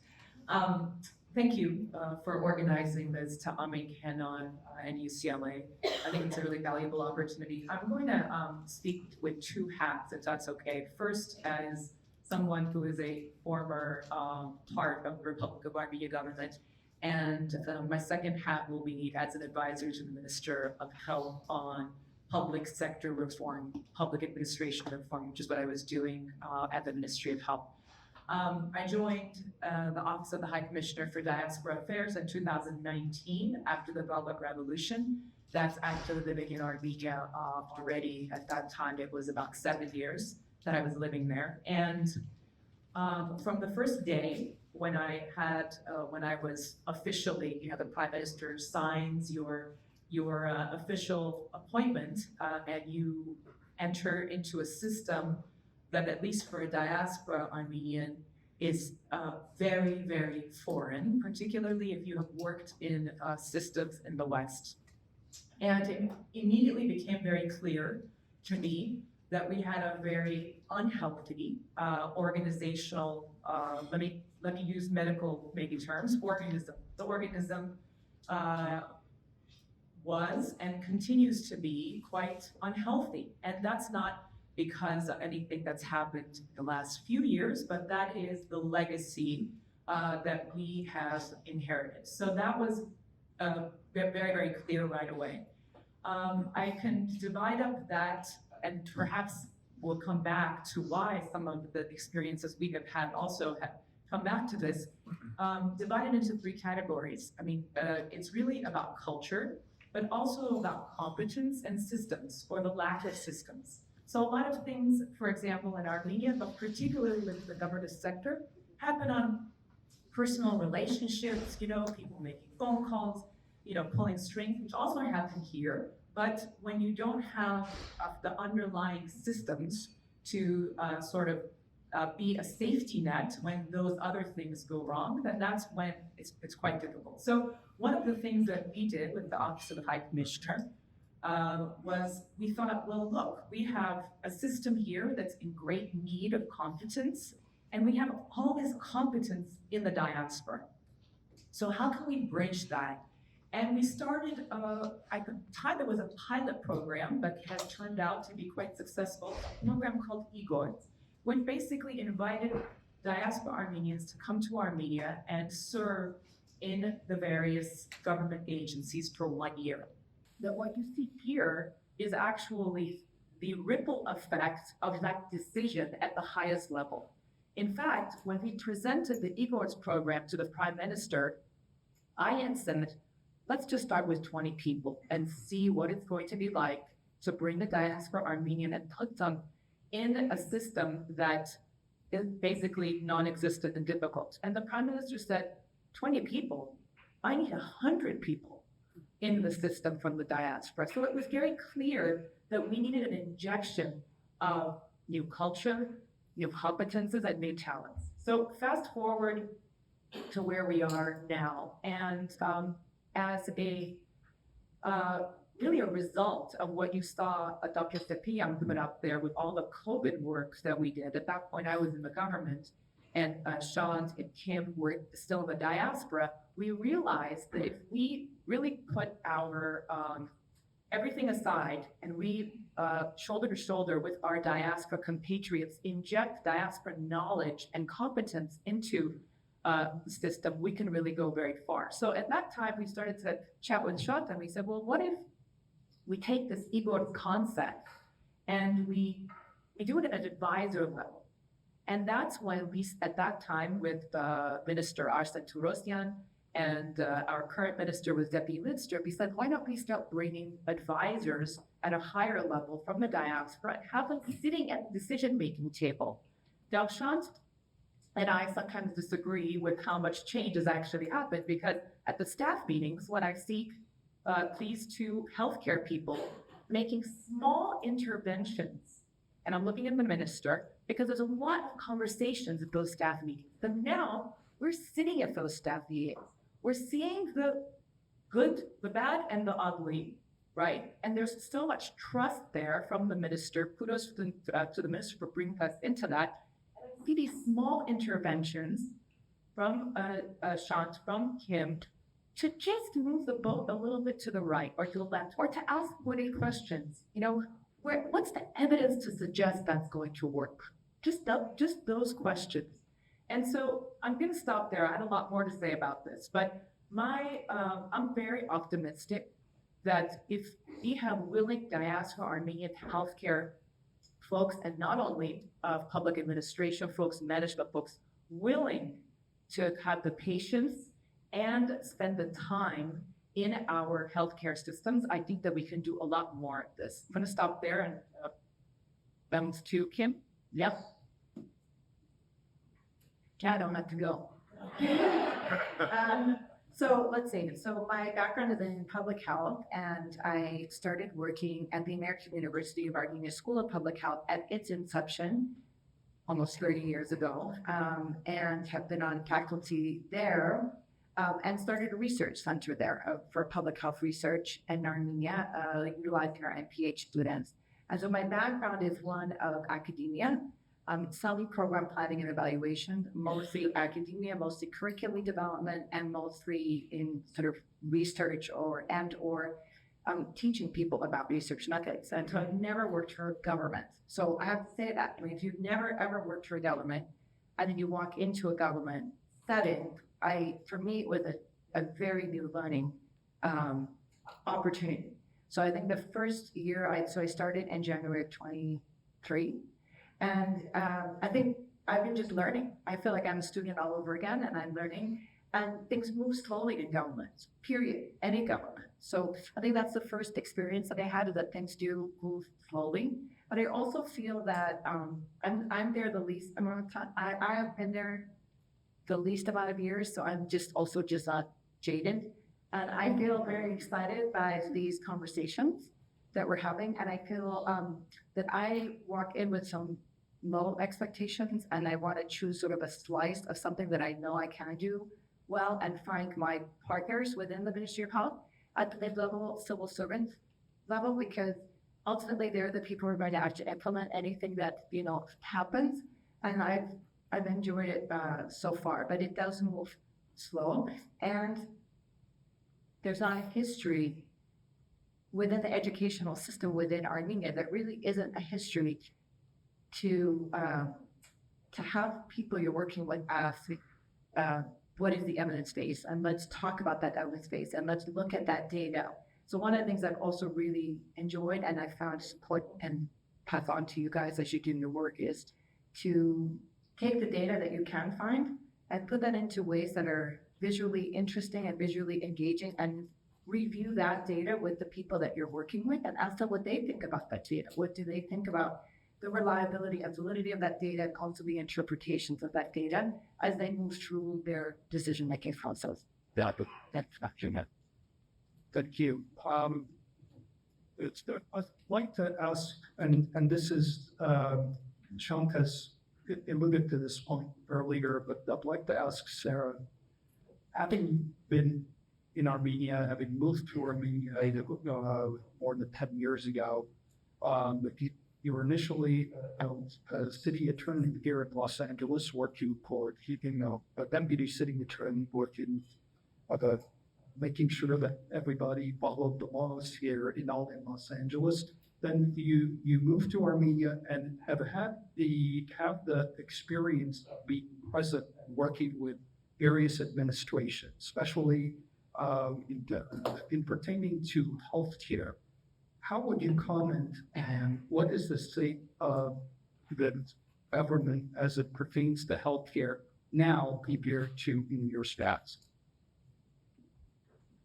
I'm going to leave the pertaining to healthcare part to maybe Sean, because he was working also with previous administrations. But I will say that regarding working with the government, yes, oftentimes we in the diaspora will write an email or send a text message or show up, right, with a fantastic program that we believe absolutely should be implemented in government right now. And there is no time in the history of Armenia that the various government agencies, but particularly the Ministry of Health, has been open to those conversations. So I believe that right now we have the most open and the most interested government in terms of diaspora interventions. But I think what I'd like to say to my diaspora compatriots is we have to understand that sometimes we are presenting the equivalent of a Boeing 737 engine type program to a system that is still flying like a little Cessna, And so we just have to be able to bridge that, gap and not be frustrated. So I believe that the current government is the most open, the most interested, but at the same time, I think that we have to adjust our expectations in the diaspora in terms of what it is that we would like to see our counterparts get done with the funding restrictions and human resource restrictions that they have. But on the healthcare component, I'll leave it to Sean. Now, I just wanted to add something there that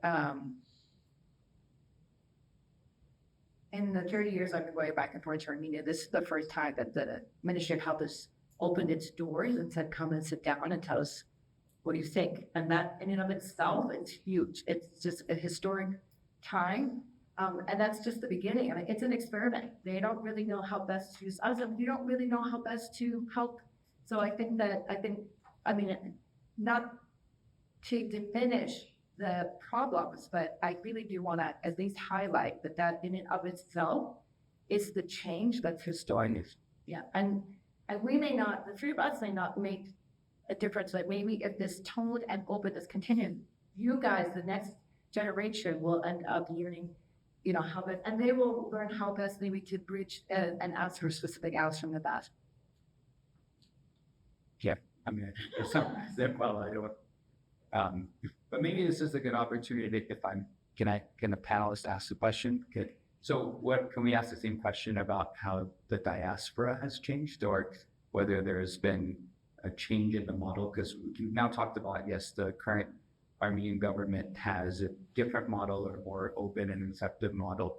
But then we also should be asking, as someone who represents the diaspora as well, whether our methods of engagement have changed. So now we have some seats on the table at the staff meetings and within the ministry, but what are we using those seats for? And I think it's only fair that when we're asking these questions of Armenia or the government or the Ministry of Health, that we also ask those questions for us. And what's beautiful about this event here is that we have sort of all of the legacy of the generation of experts that brought us through the first 30 years of independence in Armenia. And then we also have representatives of the people that will be the leaders over the next 30 years. Armenia has changed during that time. I would say that the diaspora more slowly or less so.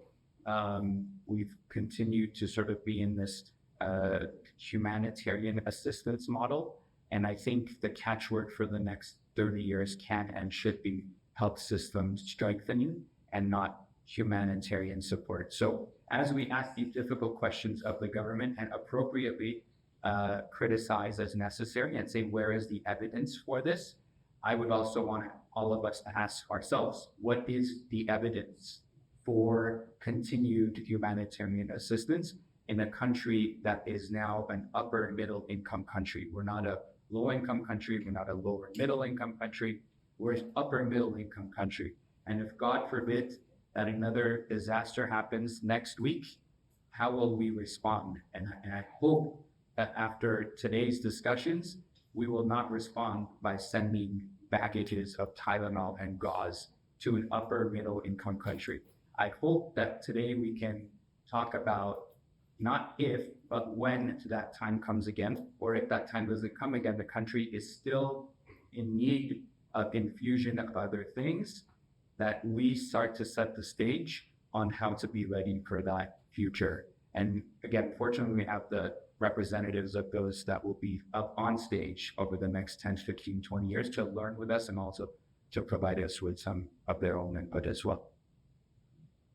In line with that, Sean, which you already began to answer the next question, which was to you. And as we all know, we are here to, to have a really honest and frank discussion. And Sean, you having a very good insight and a great sort of finger on the pulse of the diaspora's working with the diaspora's capabilities. And this can also come in ask you this question. If you can just bluntly say, where are some things that you would want the diaspora to stop doing? And what also by the same token, some things that you're encouraged by and you would want to see more. I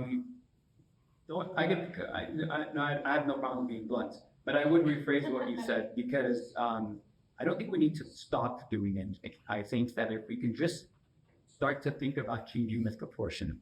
If today 90% of what the diaspora does is send supplies or go on short-term missions, I'm not saying that we should stop that. It should never be so. Here we have representatives of hospitals and institutions, UCLA, USC, Children's Hospital, that are in the richest country in the world, and in a rich stage with a lot of resources. And when you drive around LA, you still see fundraising efforts for care at UCLA or care at CHL or care at USC. So humanitarian approaches will never stop and should never stop, and it should never be zero. However, we, generally speaking, if I can just generalize, have only focused on that, what I think should be 10%, and the other 90% we've left at a complete vacuum. So to me, it's all about transition. We all do. I'm leaving for Armenia today, and I have 3 suitcases of stuff with me, 3 of which are stuff that I'm sending. But I do that too, but I don't forget to do this stuff, or I don't only do that stuff. So it's about just gradually changing the mindset. And then to specifically answer your question, conceptually, it's transforming humanitarian aid to health system strengthening. And then even more granular is where we need to discuss during our breakout session. How does a physician who works at Burbank's Hospital or the Valley Hospital contribute to health system strengthening? There are ways that we can do that. And so I think we need to start opening up that discussion and then starting to plan on that and that transition.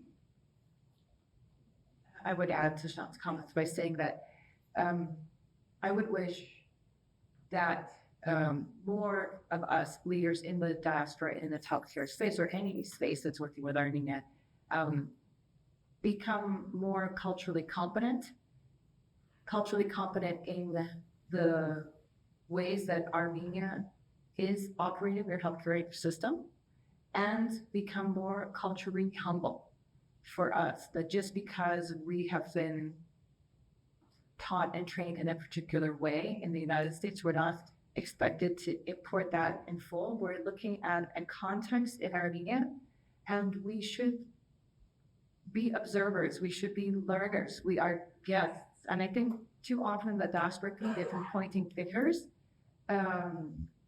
Raising issues is fine, and being blunt is fine, but being critical and pointing fingers doesn't build trust and does build partnership in a way that I think we really need in order to find success. We are doing these, most of us, not everybody in this room, but most of us are working as our passion projects, right? We do this because it gives our lives meaning to give back. But we're working with people who are living day to day and just barely making it. And they're living day to day in a place that has a really insecure future. And they're living day to day knowing that they lost somebody in the war, they lost somebody during COVID or both. And we come in and say, well, why aren't you doing what we asked you? Or why didn't you implement what we taught you with these slides without really being, I think, again, culturally confident and culturally humble? And thinking about that there may be other ways, other approaches to partner, truly partner, not a top-down, finger-pointing type of relationship. Just because I feel bad, I left it more like high level without giving specific examples. If we just look at so in the international literature, we would be called non-state partners, right? So we're a non-state partner as diaspora, just like other foundations that work in other countries. If we just evaluate ourselves as a non-state partner over 30 years, it is, if anybody knows of a objective metric in healthcare that the diaspora has contributed to in achieving in Armenia, let me know, because I don't know if we have any. But if you look at non-state partners, for example, that work in other countries, they have specifically been credited, for example, in achieving maternal mortality goals for the Millennium Development Goal in some African, sub-Saharan African countries. So when I dream about diaspora engagement in Armenia, I dream of the next generation being able to sit here 15 or 20 years from now and say, we, the diaspora, everybody in this room, came together and they were an effective non-state partner, just like many others were in other countries, in achieving a certain goal, whether it's to reducing maternal mortality, whether it's reducing the incidence of mortality from breast cancer, whether it's improving undernutrition or malnutrition, whatever it is, we can choose what we want. Nobody is going to tell us. But if we have the science behind us to act the way other non-state partners work in other countries, and we have the vision, and now we have the alignment with government or Ministry of Health, then I think we have the necessary ingredients for success. Great, thank you. Dr. Barpadarnia, can you have your hand up? Yeah, thanks. First of all, really glad that you guys have been engaged and continue to be engaged in this process. I representing Armenia-American Medical Society, so that really our strength is in our numbers, and through AMIC and this type of collaboration is really how we'll be able to make any sort of impact and effort. And I was deeply impacted by the meeting in July in Armenia and the point that you guys raised, which was helping us refocus our efforts with regards to how we're going to give our assistance and focusing on those 4 big key areas, the non-communicable diseases that are affecting Armenia lives long-term, which, or groups that have been engaged in somewhat niche projects, while we have impact, those are the more measurable impacts. But the question that I have, and so, sorry, to take a step back, we hear that in our organization and we understand our marching orders. And now we want to learn how we can engage and do further. And the question I have in that context is what Dr. Septimian mentioned earlier. The most important thing is really to be able to measure some of the impacts that we have. What are we doing now as far as tabulating our outcomes and how we can understand where we're starting now, so that way we can know where we're going to be in 5 or 10 of its years.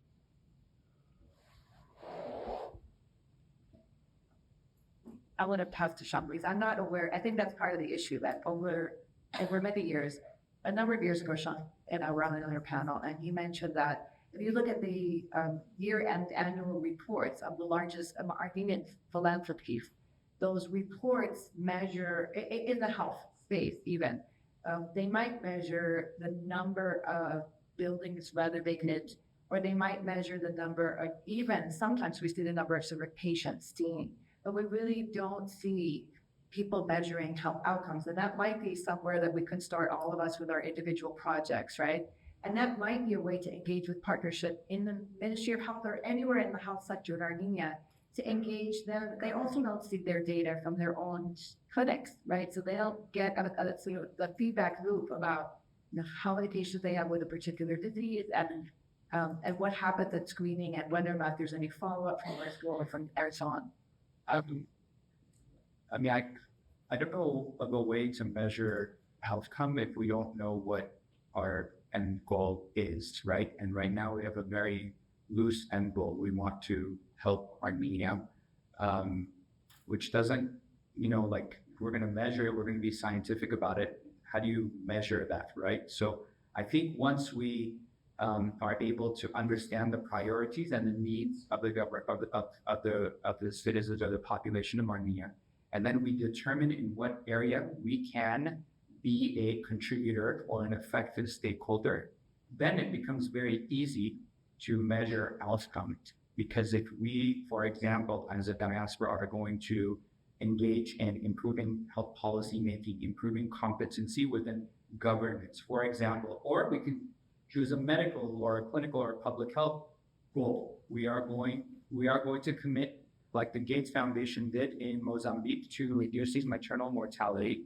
Then we can come up with very measurable outcomes or indicators and say, okay, our contribution that impacted or had this impact and reduced maternal mortality by 3% or 5%, whatever that number is. But right now we haven't even come together, like we are hopefully starting to today, to even decide on where we are going to engage. And therefore I won't know how to measure outcome in that setting. Take time so that this is Armenia for you, so comments based on all this.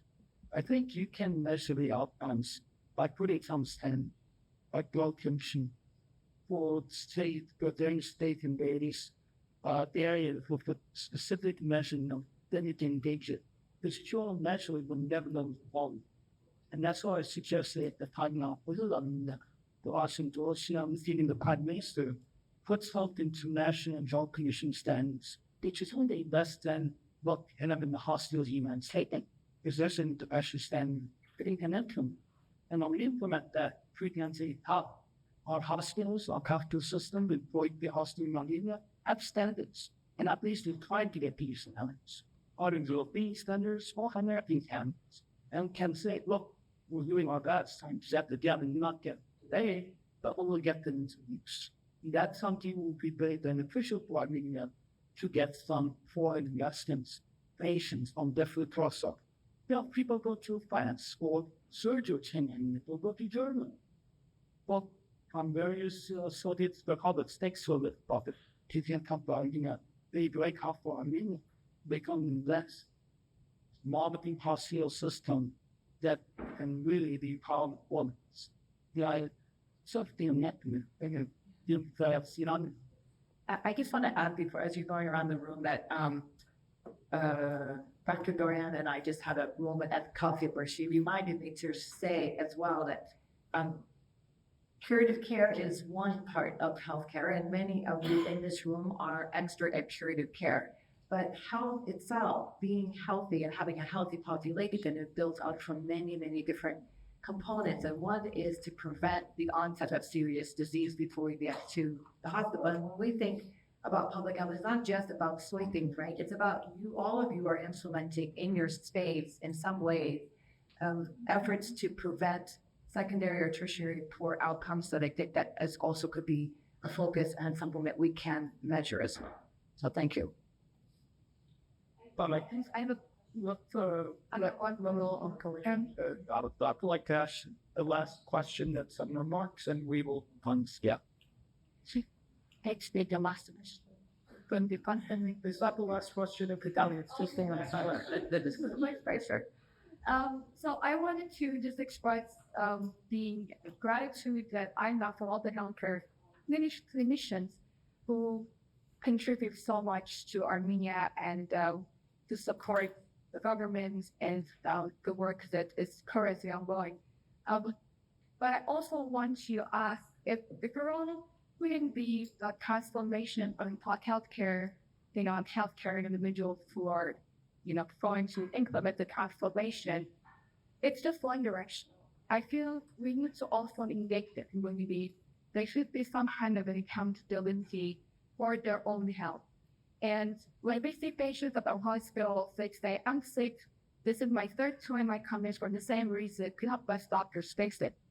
The mindset that we need is like, I get sick, we have good doctors, our makers like great doctors, called all the specialists and make me better because we know how to do it.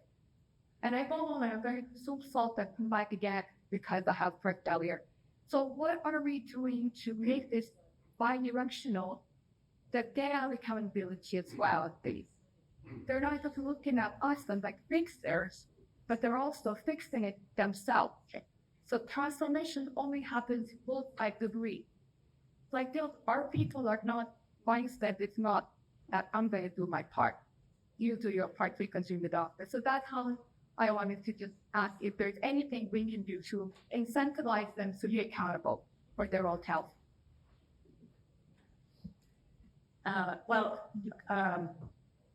Lifestyle change, as all of you know, is one of the hardest things to accomplish anywhere within in any society. And this gets back to that comment I just made, though, that there's a definition within Armenia, within maybe it's a Soviet perception as well, that health is, that if you're sick, that the only option is to go to the doctor, right? So I think that there's a younger generation, right, that is now more globally aware and accessing information about smoking and nutrition and physical activity, and it's not accessible. It's that kind of, they're sort of like the innovators or early adapters, if you will, in a sort of health behavior change framework.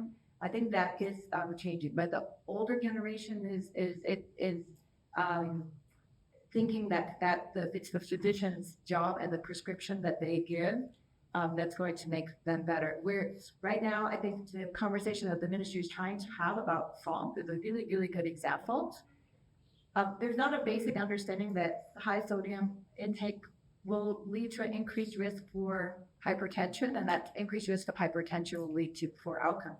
You as a physician here working in the community of Hayastan neighborhoods knows that the idea of taking a pill prophylactically for the rest of your life is a very, very hard one to communicate to your patient, right? So we need to be confident to recognize that that's the case. So we need to then develop models and test those models and pilot those models to see what might work in this cultural, and there are pilots going on. There's a relationship between the Ministry of Health and the Children of Armenia founded co-op clinic in the Sef region, Lori, and they have a very ambitious pilot plan to measure whether certain approaches that can be standardized, institutionalized, and scaled up may have a positive impact on health outcomes. But even just launching that pilot in and of itself has been very, very difficult because there's so many players that have to play a role in that. If it's a true pilot, it can't be a pilot where the diaspora is paying for medicine or where the diaspora is creating a separate and parallel electronic system. A true pilot that you have to test to scale up has to utilize the tools at hand. And getting everybody on the same page and at the table has been a challenge for them to get this off the back. But those kinds of, you're exactly right, those kinds of projects are the ones where you might potentially have the most impact. It seems I'm the last one between you and the lunch, so I will try to be concise and quick. And what I would like to share with you in the next 30, 35 minutes is actually our experience, our approach in system strengthening, in addressing national priorities. And this is not, I'm not saying what we are doing is not the most effective thing. We have our own challenges and some good or best practices, but it's more important, what I would like to do is to share with you some key takeaways and what exactly we are moving from the concept to the project and how this project we believe can strengthen the system and create foundation for long-term sustainable impact. So I will cover very quickly just a few words about our foundation, and then we'll focus more on our approach and some specific projects we have started. We have many projects in our portfolio, but I will focus only on two, just as an examples. So the HENAR was created, was established as a platform to bring together the expertise from the industry, academia, and the policymakers. And what we believe we are bringing into this equation is actually the expertise in program management. So we position ourselves as a partner of choice in executing or implementing the programs or projects of different complexity. And the whole idea is to transform or create an ecosystem of partners to transform the healthcare in Armenia.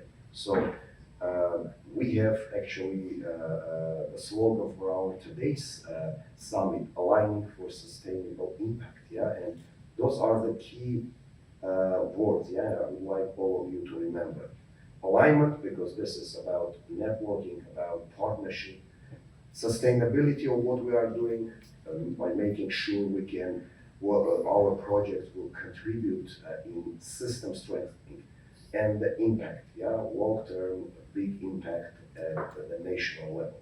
And our journey started with the comprehensive assessment we have done together with McKinsey and Company to actually go deep and understand the healthcare in Armenia. And the methodology was based on this continuum of care, starting from healthy living to preventative care, diagnostic, up to the long-term care and rehabilitation. So we looked and assessed the system across the key levers, how to improve the access to quality healthcare, how to build the quality, and we specifically looked at a few different enablers. The recommendation from this assessment actually can be bucketed into 5 specific sets of priorities. First is all about the healthcare model, funding model, and the incentives to make the healthcare model more efficient. The primary care as a foundational healthcare system, that was another important recommendation out of this assessment.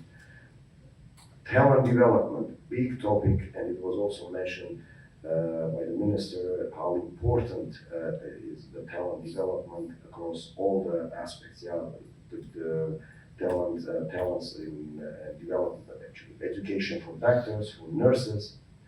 Another important area is development of digital enablers to improve and optimize the access to quality health care and healthy lifestyle promotion, specifically to mitigate the main behavioral risks and address the non-communicable diseases. Pretty wide range of topics and specific recommendations. So the next step for us was to match those recommendations with the government priorities. And in fact, what we have seen pretty good alignment here. You see on the right side are the priorities which has been taken at that time from the government program 2022-2026. And you see it's pretty well aligned recommendations, and that's also was important for us to realize to what extent what we are going to do will support the government agenda. Then it was clear for us that we can't focus on everything. Yeah, we are not a government, so we looked at, we went through the pretty specific or detailed prioritization exercise to define, okay, as a private organization, what should be our priority, where we can really make a difference. And you see, we have defined 3 specific domains for us.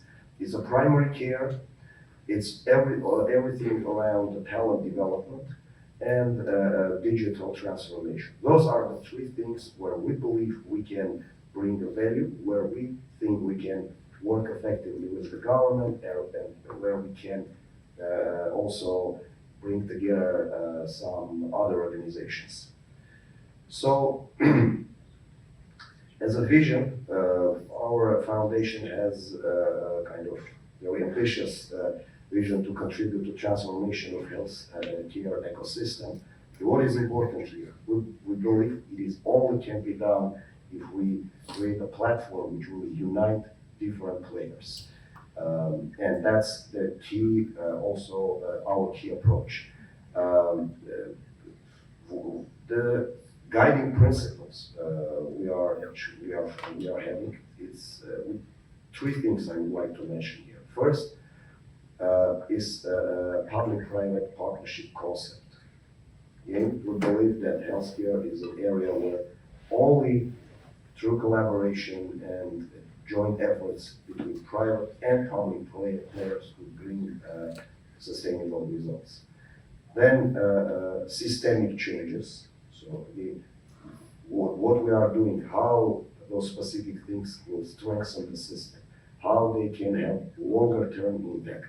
And sustainability is another important guiding principle. So to make sure that the project or initiative we are starting will become a part of the system. It can be integrated at the system level and can continue to evolve and develop without donor support. And so those are the guiding principles. How are we doing this? Or what types of interventions we have? Actually, it can be clustered into 4 specific areas. So it's all about policy and advisory support, and I will bring a couple of examples. It's partnership brokerage, or bringing other players and creating a network which can more effectively address and work on specific initiatives. And execution and development of our own initiatives. As I said, we have 30 plus different projects in our portfolio. Partnership is a key concept for us, yeah? And all the initiatives we have in our portfolio, they are being implemented together with our partners. And you see, we have kind of this partnership evolution model. When we are starting with the networking, we are probably working with all the key players in healthcare, public and private players. Then we have specific projects with more than 30 different organizations. And with 15, we are co-creating the projects and initiatives which are really having this systemic impact. And we are very flexible in the way how we are engaging different partners. It can be a collaboration around existing projects. It can be, as I said, co-creation and joint implementation. We can have joint events, so different types of engagement. Also, we are very much looking for expert engagement to bring the right expertise and capabilities into Armenia. So, few projects which I would like specifically share with you again as just to demonstrate how we are addressing the national priorities and how we are working with different players, with the government and other public and private organizations. Let's start with the primary care transformation plan. That was a very interesting experience when, as you remember from one of the slides, The primary care has been defined by our organization as a priority, and also it was clearly mentioned in the government program as a key focus area. So that's actually where this idea to join the efforts and create a primary care transformation detailed roadmap actually was born. And we joined the forces with the Ministry of Health and we become a part of Primary Care Strengthening Task Force, which was a group of experts representing diaspora and Armenia. And the whole idea was to prepare the specific primary care transformation roadmap. We took as a basis WHO approach, and it was 6 months journey, very interesting. Some of our experts are here in this room, Shanche, William, Alina Dorian. So after 6 months, the group has come up with almost 130 specific gaps and almost 200 recommendations how to address those gaps to really transform the primary care system in Armenia. And after the prioritization, actually, we end up with 60 very specific actionable items, and that actually became foundation for the government decree on primary care transformation. We have used a very traditional change management methodology where we brought together key players or leaders. We aligned on common agenda. We leveraged our resources and actually agreed on strategic action. And what is most important thing on operation, we created the operation backbone with the specific monitoring and evaluation system to learn and adapt this system, the approach in the future. And what is also important, it was kind of a foundational step, to prepare a plan, but then this plan allowed different players to take and start specific pilot programs, which can, each of those pilot programs are supporting this big and important goal to transform the primary care. But actually, it also allows different players to choose and pick what is more important for them, how they can contribute, and this was one of the outcome of this joint activity. Yeah? And we as a player, a private organization, we decided to focus on mobile primary care concept, which is kind of well-proven approach in many countries to provide access to primary care access to people who are actually lacking this regular access to primary care services. And we decided to focus on SUNIC. Why SUNIC? Self-explanatory. So the SUNIC, we have 140,000 people. It's pretty, it's difficult. It's a challenging situation there. It's a border region. So, and what is important, there are around 50 villages which are pretty far from the closest primary care physician, and that's actually the threshold based on the WHO methodology. So if your population is far from more than 12 kilometers or 8 miles away from the closest primary care location, they need to have the mobile primary care is the model which can help them to get this access. So we have started this project. We launched first 2 units. Now we are launching the 3rd unit, and the plan is to have another 2 to cover the 100% of the population in SUNIC, which is lacking the access to quality primary care infrastructure. And the scope for those primary care, for these mobile units actually covers almost everything which can be covered by a regular primary care physician. Yeah? Healthy lifestyle counseling, screenings, chronic condition care management. We are going to include into the scope mental health. What is a very important point here? This model is fully integrated into the existing primary care system. And that's something we also learned, and we believe this is the success factor for any project. Because we are going to have this model fully integrated and actually connected with the existing primary care.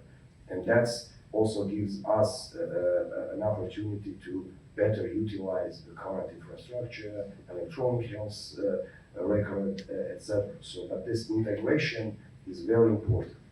Emergency preparedness. What we have seen in September last year when we had this tragedy in Artsakh, and a lot of entire Artsakh population actually entered Armenia through Lachin corridor. We managed to very quickly refocus these mobile units to support displaced population, and it also gives us great and unique, I would say, learning how your initiative can be quickly transition into different domain and actually can support the situation when we have emergency.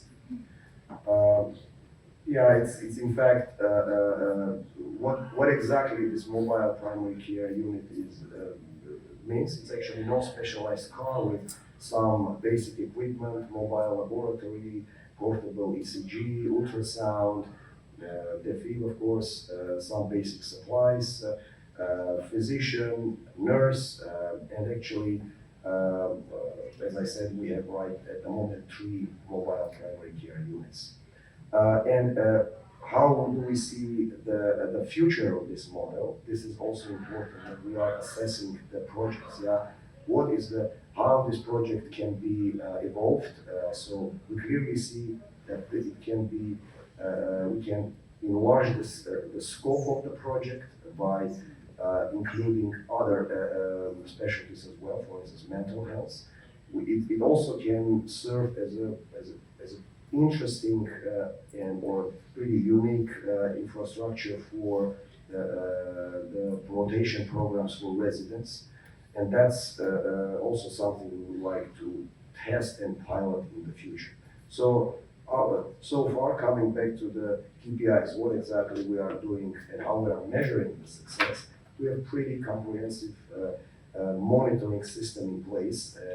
And so the number of lives touched is probably very simple KPI, but there are a number of others very specific data-driven KPIs we are going to track to demonstrate the results of this project and actually then decide, do we need to move to other regions, where we have a need or accessibility gap, and how this model can be adapted to specific Armenian realities. That's kind of one example I would like to share with you, and another is other priority area for us, which is talent development, is our pediatric residency program,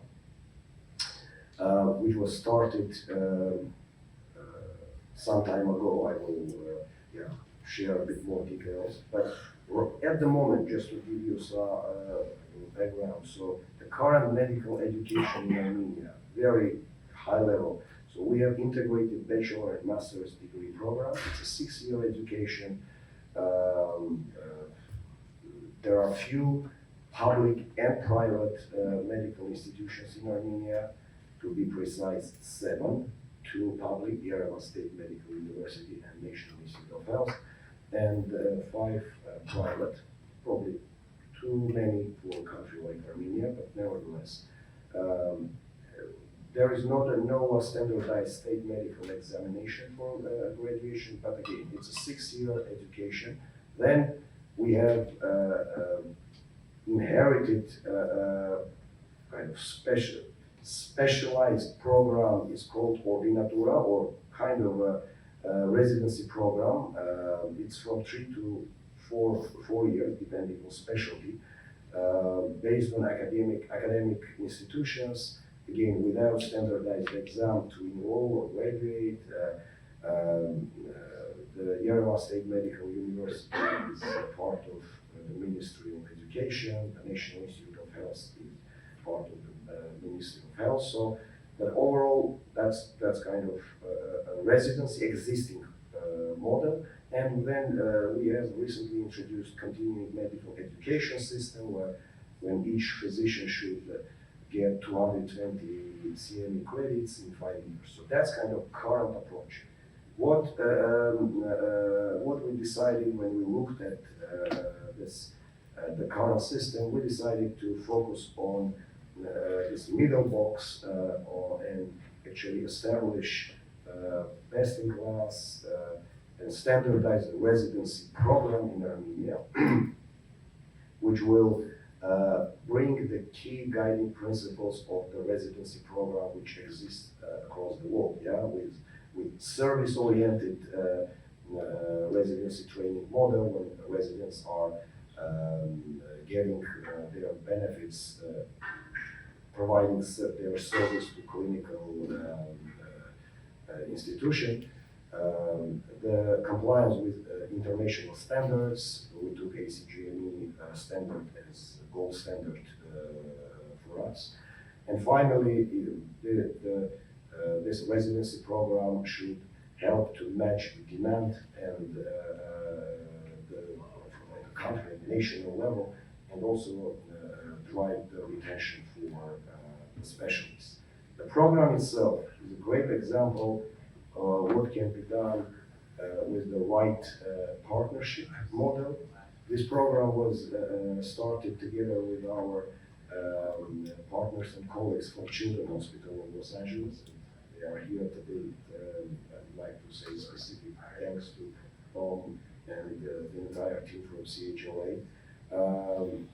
And we managed to bring together all key players who should be in this type of program. Ministry of Health was from the very beginning in full support, and I would like to thank again Madam Minister, you personally, because without your personal commitment, we hardly could start this program. Ministry of Education, National Institute of Health, Yerevan State Medical University, core clinical sites. I would say probably from the model of partnership, this is a unique model when all the key players join their efforts to really address the topic which is critical for Armenia. And it's what is important here. It's not a copy-paste approach.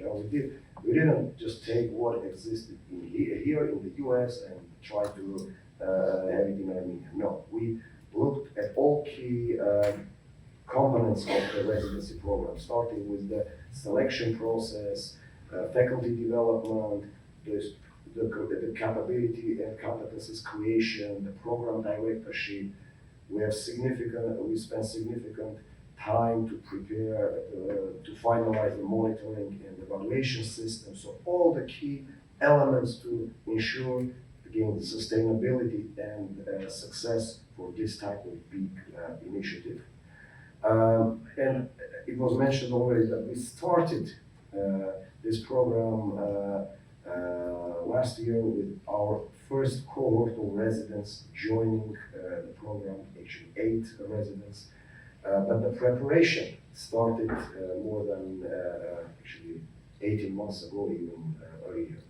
And again, what this type of program could give us, what kind of opportunities it opens. Yeah. So definitely the idea is to have this pilot to prepare a new model for the residency in Armenia, and then start the residency in other specialties, specifically, for instance, in family medicine or emergency medicine, where we clearly see the demand. Then there are some other things which we can start actually having some learning from this pilot. New licensing and accreditation system for postgraduate medical education. National licensing or accreditation program. Finally, you see this, those are just few examples what kind of potential future development we might have in learning and taking some knowledge from one specific pilot. And I would like to finish, probably on time, yes, perfectly on time. I would like to finish with few key takeaways. Based on our experience, based on our knowledge, I would like to say there are 4 important things when you are planning your activity in Armenia. First, as I said, as I mentioned, and as you can see from the examples, this public-private partnership concept, which is crucial for the success of the program. And when you are designing your activity, just keep this point in mind, how this collaboration can be strengthened, how the public-private partnership concept can be developed. Second important point, commitment to the principle of sustainability. How this program will how it will be sustained in the future. Because in 5 years from now, when you are not a player anymore in this specific program, or you are not bringing any resources, can we make sure this program will continue and is it becoming a part of the system? If yes, then you can tick this box as well. Systemic approach and long-term horizon. To what extent the initiative or program you are doing is addressing one of the key priorities in Armenia? Is it again something which will have impact in 3, 4, 5, or 10 years? Is it something which can actually start becoming a start for the new initiatives? So that's the third important point. And the last, but I think probably the most important one, is execution. You know, there is a very famous person, Carlos Ghosn. He was a CEO of Renault Nissan. He was saying, the strategy is a 5% of your success. 95% is the execution. So, do we have right execution capabilities? Do we have right vehicle which can bring this program to the life? If not, there are some other players who can probably help and with whom you can partner to really make sure your project will be a success story. So having those 4 things in mind, actually for us, that was the success story for specific projects. And in some projects where we didn't have success, probably that's because we didn't pay enough attention to one of those principles. So those are the things I would like to share with you. I think we are perfectly on time, but if we have some questions, we can have 5 minutes for Q&A. Yes. Probably the mic. I think my voice will carry. Being a teacher. Thank you. I wanted to point out, I think you mentioned in one of the points, I'm Dr. Lucy Huckabee. I'm a professor of nursing and global health at California State University, Long Beach. And I've been working with Armenia's nursing programs since 1995. And if I understood correctly, this one of the aspects is educating the residents. But the root cause is, as you're educating the residents, another 100 medical students are graduating with the same deficiency. I can say the same thing for nursing, that the education needs to be overhauled. And just putting an accreditation for the existing, when the root cause of the level of education is the same, deficient, then you're going to have this problem over and over again. This year, maybe 8 residents, you're producing another 100 medical graduates with deficiencies, same with nursing. And I think that education, the quality of education is the main way, at least one of the main ways to correct the deficiency. And starting from the school, not the university, but the school. That's why affirmative action didn't work in the US, right? Affirmative action failed because of that. Can I make one more comment? About affirmative action? No, what Dr. was saying is there a change. You know, the fact that I've been working also with Saudi Arabia, with the Ministry of Health, the process changes are enormous. To have a Minister of Health who is knowledgeable about what are the issues and putting into the step-by-step how to change. This is a breath of fresh air. And I want to thank Minister of Health, Dr.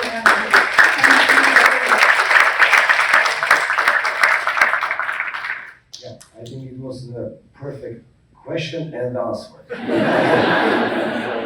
Couldn't agree more.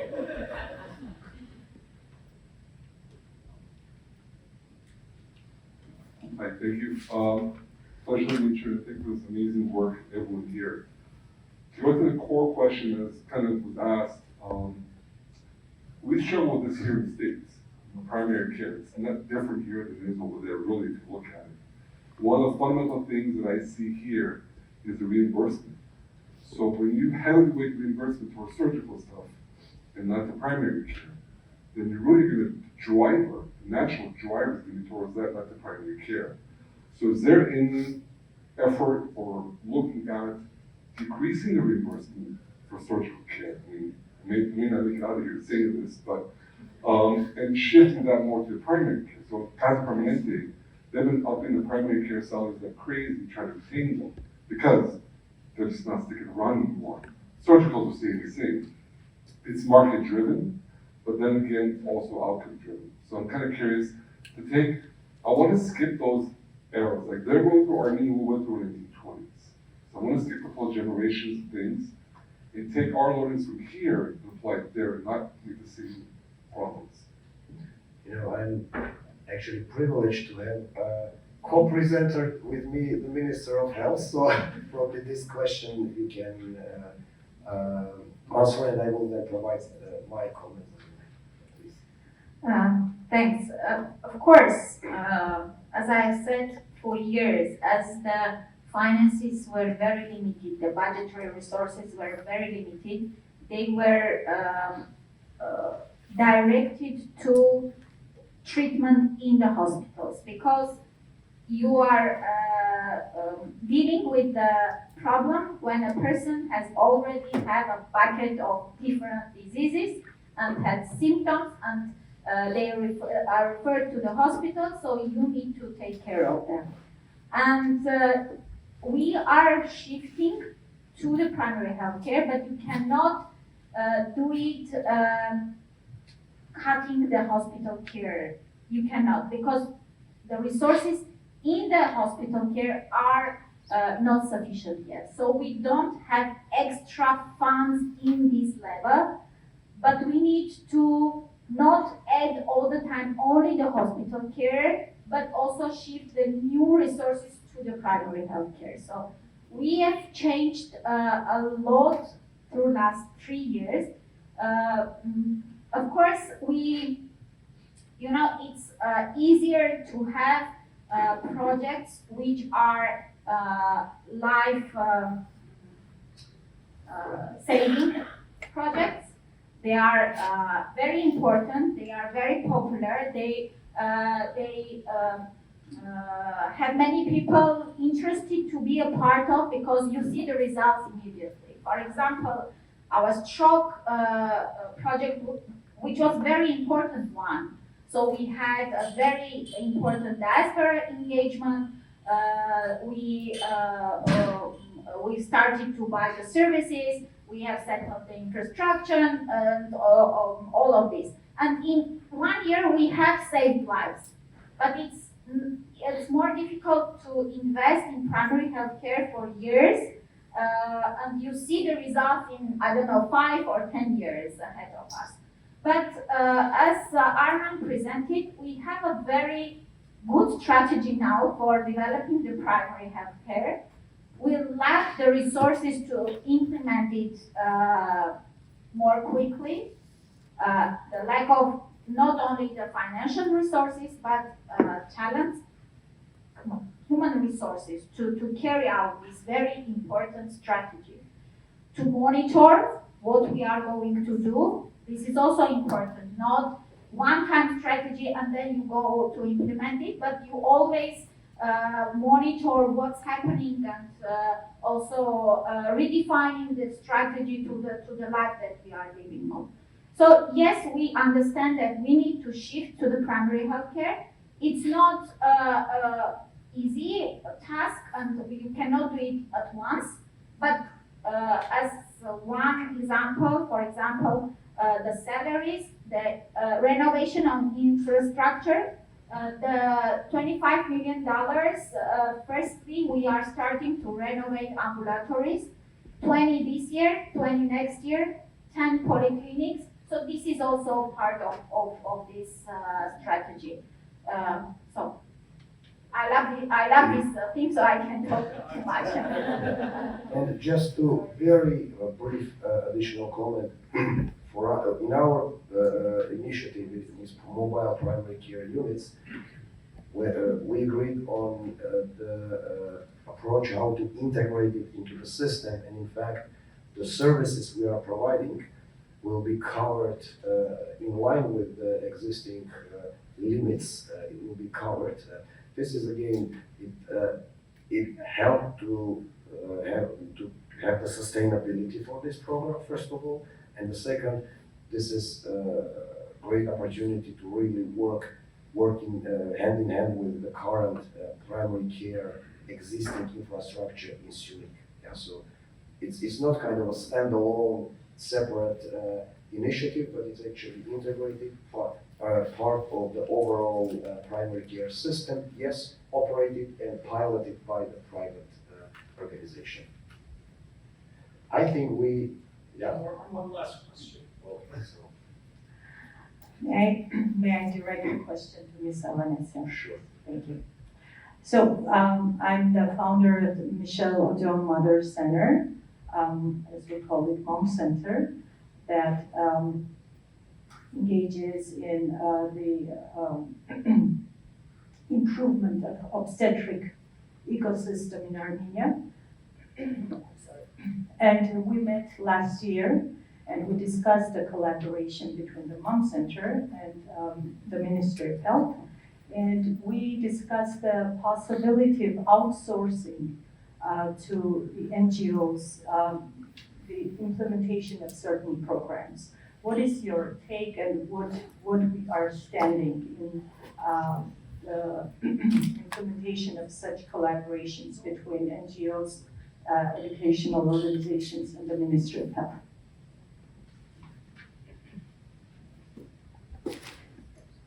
Thanks. Of course, as a Ministry of Health, we understand that partnerships are the key factors for success for the policies that we adopt. And there are some types of activities which cannot be carried very effectively by the civil servants that we have in the ministry. And partnership with NGOs are crucial. The financial resources to provide the NGOs for the partnerships are really very limited yet. We work with some NGOs, for example, for communicable diseases and use their potential to assess and help some vulnerable groups to engage them, for example, for hepatitis C screening and bringing them to treatment, AIDS and different types of diseases. But in obstetrics, we don't have yet that type of projects. But this is the day where we can discuss also very important and necessary collaboration new mechanisms. So from our part, we have a strategy, we have some projects, and we are now very focused on improving maternal mortality rates and overall childbirth experience in Armenia. And why not? Diaspora has also help not us, but NGOs, yours and others, and HENAR, and millions of them who are working very closely with the Ministry of Health, and they are also improving the policies and helping us to implement these policies.